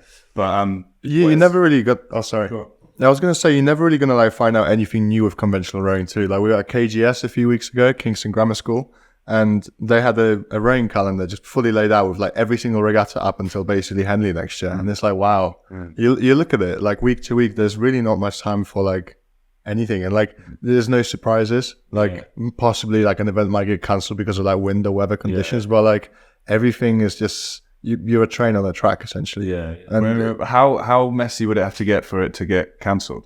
Weather conditions. So they actually didn't bode too well, because the last two world champs they've had to. Well, last year they cancelled the racing and the beach sprints. They were on to the last boat class of the women's singles, and they had to cancel that. This year, they had to cancel racing, but they had a reserve day, so they just moved it to the following day. That's again like surfing, right? Like they've got like a week for the competition. So actually, the problem wasn't that the rowers couldn't handle the conditions. It was that the safety team weren't comfortable in rescuing people. So that's why they cancelled this year, because they sent out the Italian guy and the Spanish double just to test the run to see if it was rowable, and they came back and was like, yeah, it's fine. But then the safety crew said, if a boat flips, we're going to struggle to rescue them if another boat flips. So that's why they had to move the racing. So as long as you've got good safety cover. But again, for a lot of these people, they're working out for the first time. One of the things they can do is go to like surf events or surf life-saving events and see how they... You're on the jet ski with the board on the back. Yeah, that's what they're doing, That's one thing I've done this year, actually. I joined, I live on the south coast of Wales, Llantwit Major. So there's a surf life-saving club there. So I've joined them. So I do the beach events with them. I did the surf life-saving champs in the summer, and we've got a surf boat, like an actual, like a 4-person sweep boat that we go rowing in the sea in. I definitely for sure. Like you see like guys getting pulled out of like 60, 80 foot wave, big wave surfers. Like if they've got, it's just having the right safety team, I guess. But like other things you just have to learn. Where are the next ones coming? So the world champs next year are in Italy, but I think on the sort of Mediterranean side. Nice. Yeah, so it'll still be lush. And again, they're doing the same format: beach sprints on the first weekend and endurance on the second weekend. Nice. So my plan was to retire. I was going to say, this is my next question. Yes. So I was like, I guess I had a bit of a wobble this year. I was like, I'm going to be 35 in December. I need to wise up. I need to focus on my career. This is going to be the last chance. So even at the champs, I was in the quad this year for the beach sprints. I was saying to the guys, I'm so excited. This is my last world chance. I couldn't think of 4 better people to race it with. And then I finished the racing. I was like, that was good fun. And then a week later, we had the endurance race, and I raced in a single and a double and come away with 2 medals, which I was over the moon with. And I was like, I can't give this up just yet. So I was like, one more year. I'm going to do it for one more year. And then obviously they announced that it was going into the Olympic Games. And I'm a realist. I know that in 5 years' time, I'm probably not going to be in shape to go and race the Olympics, but I'm quite excited to be part of that story. And I feel like stopping now, where I'm still competitive, isn't the right thing to do.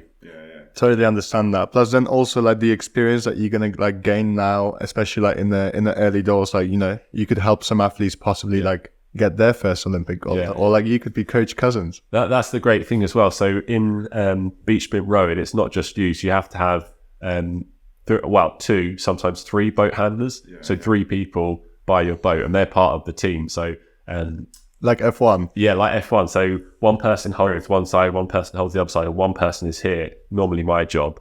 When the person gets in, I run out and push them as far as I can and give them a little push through the wave. So I guess there's always those boat handling jobs if you're not doing it as a rower. So little skills. Like I said, like the things you're picking up, it's all so new now. Yeah. Plus, going to come in real handy. And if you can like get one over on a guy who's like doing the same thing, but like for the second lane for your opposition. Yeah, there's like one of the lads, he just said it as a throwaway comment. He was like, yeah, well, I would have made the semi-finals if you didn't push him out further, because that English champs, I was like just on one side, and everyone, I didn't think anything of it. I was like, I'm just going to give everyone a push.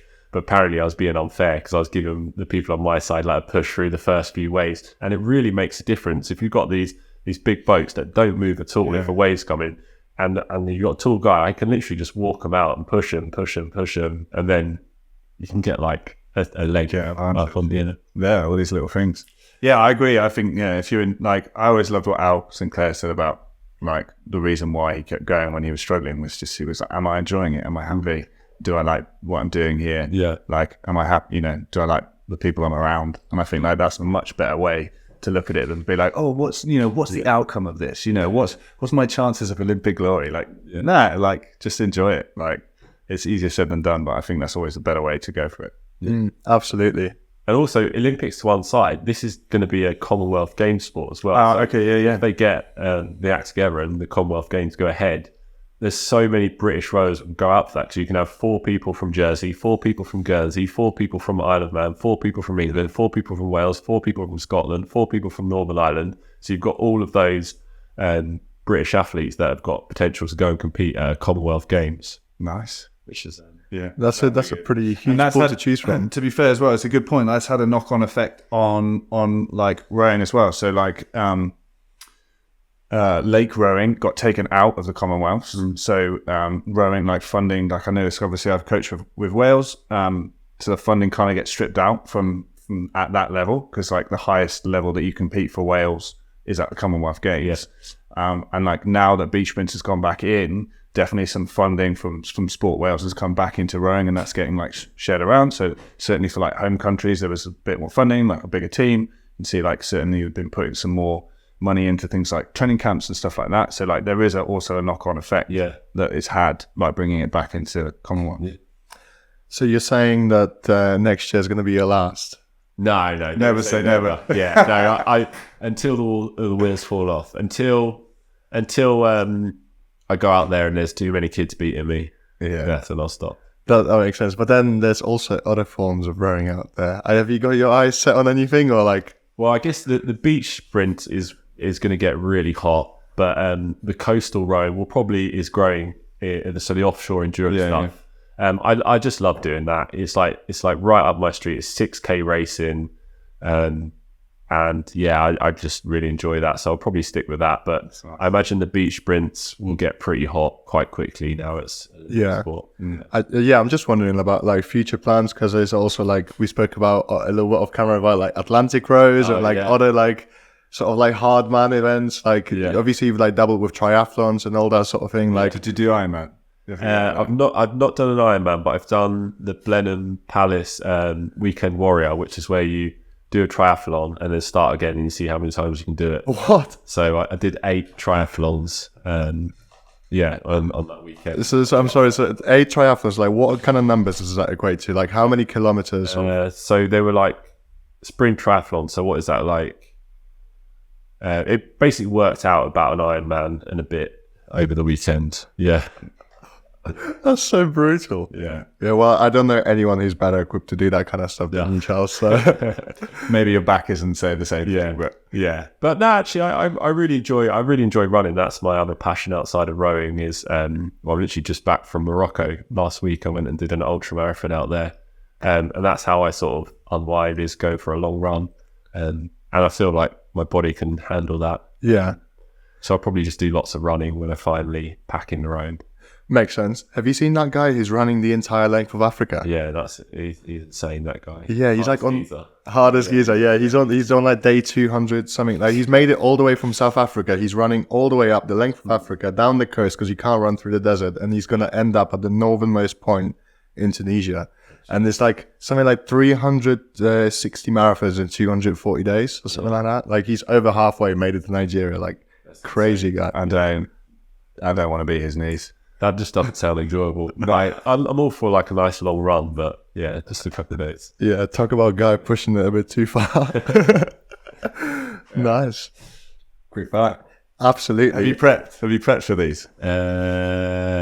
Well, it depends what you're going to ask. Well, they're normally the same. I see. Charles has prepared. That answer does tell me that he's prepared, because he knows I don't always ask the same questions. Well, go on. So, I'm really curious, like from your standpoint, obviously like Yurgen was a coach that like really focused like mostly on... Well, this doesn't sound very quick fire. Doesn't have to be quick fire. Okay, it just has to be fire. Yeah. As long as you get a fire, it doesn't have to be quick fire. So like he obviously like coached the sweep team primarily, like as a scholar, someone like who was in that team at that time. Obviously at the time of home games, like pretty remarkable for Olympics for the GB. What was it like being coached by him, or like just even being in an atmosphere that was like fostered by like his program, his system, and everything in between? Yeah. I think it was. I honestly think it was a brilliant system to be under. I know there's some people that maybe didn't have the same experience I did, but I felt genuinely, at the time I may have got frustrated with some of the things Yurgen and the other coaches did, but I honestly believe that they did want the best for people. And I might just be saying that because I was one of the guys maybe they looked after a bit more, but I genuinely felt like that they do want people to achieve their dreams. Sometimes they get sucked into the chase for the medals, because that's essentially what they're paid to do. Sure. That's their job. And, you know, if the team doesn't perform, who does it fall to? The coach. And yeah, so I sort of see why they're that way. But I genuinely felt like at that era, I can't speak for how it is now. I don't know. I've not been involved in the program, but in that era, the coaches that looked after me, the likes of Mark Earnshaw, Paul Stannard, Yurgen, I felt they did want us to. They wanted to help us achieve our dreams, and sometimes they had to be hard. Sometimes they had to do things that you didn't agree with. But I don't know what it's like now. I imagine things are very different, but that was my experience. So in terms of like coming up in that system as well, like are there any like things that, for example, like you took on in your life after rowing, like things that like possibly like Yurgen has taught you, or like some of his stories or like his sayings have kind of like stuck with you over the years? Like, oh geez, yeah, his saying was better. Everyone's got these. He always used to say what are they called, like synonyms, or no, but he'd always like get them slightly wrong. Like, just trying to think of what he used to say. Oh, actually, one that did make sense. He was like, if you're injured, he'd be like, okay, sometimes you have to crouch down low if you wish to jump up high. And I was like, actually, yeah, that makes sense. But there are other ones that he'd say that just didn't make sense. I really hear when John Collins said there's like the ones, like if you want to know if someone rode in Caversham under Yurgen. Yeah. Oh, yeah. What does the man come? Yeah, it comes with the helmet. Yeah. So I remember he completely butchered it. You know, there's a sentence, we'll cross that bridge when we come to it. Yeah. And there's a sentence, you've burnt those bridges. I remember Yurgen saying, we'll burn that bridge when we get to it. Which I found hilarious, but yeah, he's come out with sayings that weren't quite right, but yeah. I think, yeah, I mean, at the end of the day, like, he did his job incredibly well. Yeah. Like, and if you want to be the best in the world at something, in something that people have already taken to a ridiculous degree, you're going to have to be prepared for someone like I would not want that job. Yeah, like, it is brutal. It's tough. And I've been a coach since, and like dropping people is horrible. Like, it hurts so much, and you want everyone to succeed, but it's like, that's the job. I think no one can deny that he wasn't successful.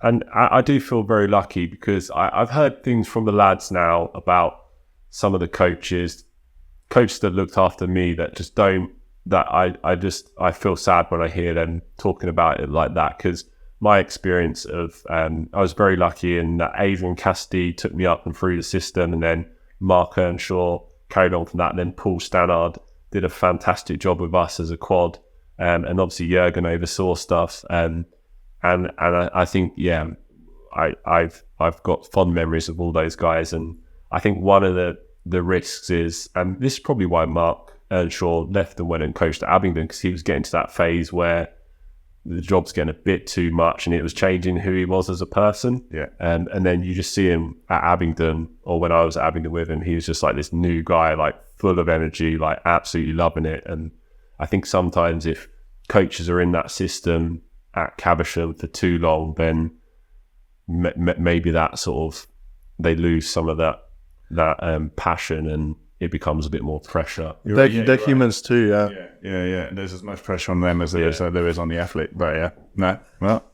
Awesome. So, well, let's get on to the quick fires. No, I really appreciate those answers. Like, I was just like, I'm quite fascinated by Jurgenisms and like his sayings, and like I love like every time people like do a different like accent impression of him as well. A lot of different Yurgen impressions. I would hope that one day like he might come and have a chat to us on here. Yes. I'd absolutely love that. The best one is Thomas Cook. Okay, Will, this is not Thomas Cook. That funny. No, the best one I heard was from Noddy when they did a 2K test. Yeah. And he said, okay, this will be very tough. And at the end of this, you may not remember if you're a man or a woman. You'll have to look in your all-in-one and check. To be fair, that's pretty good. I didn't hear that on myself, but Noddy told me. Yeah. That's probably true then. Cool. Quick fires. Out of all the places that you've rowed at, visited, or trained at, what are some of your favorites and why? And you don't have to give the same answers for beach sprints and flat water. Pond dipping, sorry. Barletta this year was special. It was because I went into it thinking I was done with rowing, and I come out of it saying, give me more. And that's for a number of reasons. Like, I just had the best week of my life. Like, I just felt like the guys I was training with in the boat. So there's me and Ruth Siddons. So like the older ones, they're like the old pond dippers coming back into it. And then we had two young whippersnappers, Tash Searson, who's a 20-year-old, only done sea rowing, and Jerry Owen, also pretty much done sea rowing. And they're at the start of their career. So it was so much fun working with them. And Tash makes me laugh. She's probably the top female beach sprinter at the moment. And on the finals day, she was looking really sad after I warm up. I was like, Tash, what's up? She's like, I'm all right. I'm just a bit tired. And I was like, you've only done 3K. And she's like, yeah, but that's the longest erg I've ever done. She just never ergs. She's just out there on the sea, like smashing through the waves, doing her sprint training. So that just made me chuckle. And just being with those young athletes who are very much at the start of the journey. That was, Tish Searson, and that was Tish's first world champs. And, you know, she's got this whole journey ahead of us, whereas me and Ruth, we're there like going, oh, this is the hanging out end of the line for us. But it was so much fun. And then obviously there's a week in between, and my doubles partner from last year, Claire, we just trained in a double. We just clicked after having a real sort of bad run into the Europeans where we weren't really rowing well together, and then just had a brilliant sort of couple of races on the endurance. So Barletta has probably been one of my favourite places to race. I don't know if that's just because it's the most recent one, but I guess from the flat water side of things, Lucerne was always special racing there. I've got fond memories of doing well there, and I think it's just a cool place to be. I like the independence of being able to go down the course on your own. You know, you get the tram down there. Normally when we go on training camp, it's like you're in a minibus, you get driven there. And so I know it sounds really silly, but that's just what it's like in the British team. It's a rowing mecca, isn't it, Lucerne? Yeah. Do you ever race out in Lucerne? So I did it in the pair with Foley in 2013, but we weren't allowed to race. Oh, no. Yeah, even though there wasn't a pair racing. Yeah. But yeah, we went out. Yeah, it was out there. On the tram, getting the tram, Lion Monument. Yeah, and then on the Saturday night, Foley said we got to go and get pissed as well. So we snuck out of the hotel. We got a few beers in. I was shitting my pants coming back in, thinking, I really hope no one catches me. Yeah, Lucerne's like, amazing. Yeah, enjoyed it there. Fair. Those are great answers. Next question. If you were to repeat one regatta or one race when you're like 60 or 70, whether it's just an event type or one particular race that you'd like to relive, what would it be and why? I'd say for a race to just do a rerun and just have the same result, probably Chungju 2013 when we got that bronze medal. I just remember like us having an awesome campaign in the run up to it, and just being so happy, and that I got to share that moment with those boys, Graham Thomas, Pete Lambert, Sam Townsend, our coach Paul Stannard, who we just had the time of our lives out there. It was so much fun. Wicked. Awesome. I mean, the one I always ask is if you could travel back in time to the young kid when you first sort of start to fall in love with the sport. Yeah. What advice would you give them? Well, there'd be two things. The first one is a less serious one, but it's like, just don't go out and party as much at uni, because I don't think I needed to. And actually, I don't drink anymore. And I feel like I've like turned a bit of a road, because during being a full-time athlete, I used to drink every weekend and get up drunk, stay out late. And now I don't drink at all. So I kind of got that a bit backwards. But I definitely say, look after your body. Don't go out late nights if you've got training. Like, appreciate what you're doing. But a more sort of serious one, I guess I would say, when have a bit more confidence. So I think that's something I lacked. And interestingly, listen to Lola talk on her podcast. Like, everyone around her can see that she's an absolute superstar. But I don't think she quite knows how good she is. And I think I was similar to that when I was growing. Obviously, Lola's so much better than me. She's won a couple of world champs. But yeah, I think I really struggled. I was never confident. I never believed that I was quick enough to race a single. That's why I never entertained that idea. I just never really had that confidence that maybe comes to other people a bit easier. But fortunately, I had people like Graham Thomas around me who just like filled me with all the confidence I needed. So I was very lucky. But yeah, I think if I had a bit more confidence, I think maybe things might have been different, or I might have gone down different routes, but I don't think I'd have been any worse off.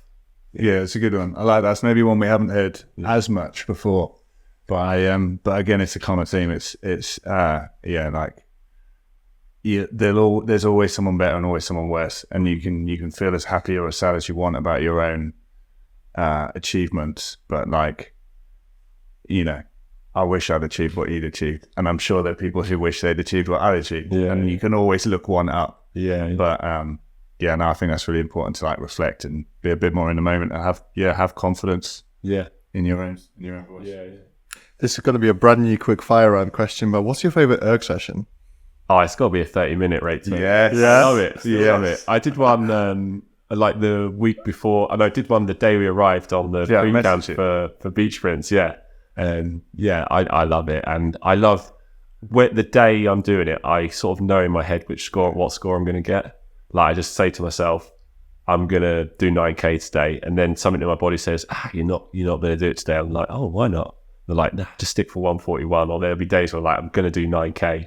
And I love it. I love pushing it because I really have to work for it now. Yeah. Whereas, it's like back in the day when you're fit, and Al talks about it on this podcast, like 9K was just, you do that every day. But now I have to work for it. And then I like to send a picture to the boys to prove I'm still got my hand in there. For me, exactly. Like that's that 15 minutes in, and then that boy starts telling you can't do this. Yeah. Like, oh, here we go. Yeah. I'm back in. I'm back in the box. And also, just like for me, that's like, what else do you get in life now where for like half an hour, like nothing matters. Yeah. Nothing matters. And it's not even, it wouldn't matter what's going on in your life. Like apart from just keeping that number, hitting that number, there's no time for anything else. And it's just such a sole focus on one thing. I love it. And I think the Yurgen's program, one thing that does get you is you don't fit half an hour. It's just another session. And I find it funny talking to younger athletes. Like, oh no, 30 minutes they get worked up. I'm like, it's just another session. Like it's tough. But I've even had some of the best half hours I ever did was like really bad DOMs. Like you have some horrible leg day, but you're just like, well, it's gonna hurt anyway. It's just gonna hurt a bit sooner. Yeah, you're in pain already, so you're half in. Yeah, and it only takes half an hour, whether it's a good or bad one. Yeah. But that day I did the PB, it was like 7 o'clock at night. I'd worked a full day at Abingdon, been on my feet all day, and it was just Johnny going, you need to do a half hour, you haven't done one in a while. I was like, all right, I'm gonna do one now. And he like comes up with like 3 minutes to go, and my average is like 136.8. He's like, yeah, come on, push it on. I was like, no, I'm just gonna stay where I'm at, I don't want to push it on. That must rank pretty high on world scores. To be fair, like I know that Mo's probably done a sub 137. I think Hodgie I don't know if Hodgie did actually back in the day. The guys might be doing, I don't know what they do now. A handful of people. Yeah. It doesn't Eric Murray hold the record or something? Oh yeah, but they do free rate, don't they? Okay. I think that's what he's got, like that hour of power. That just sounds miserable.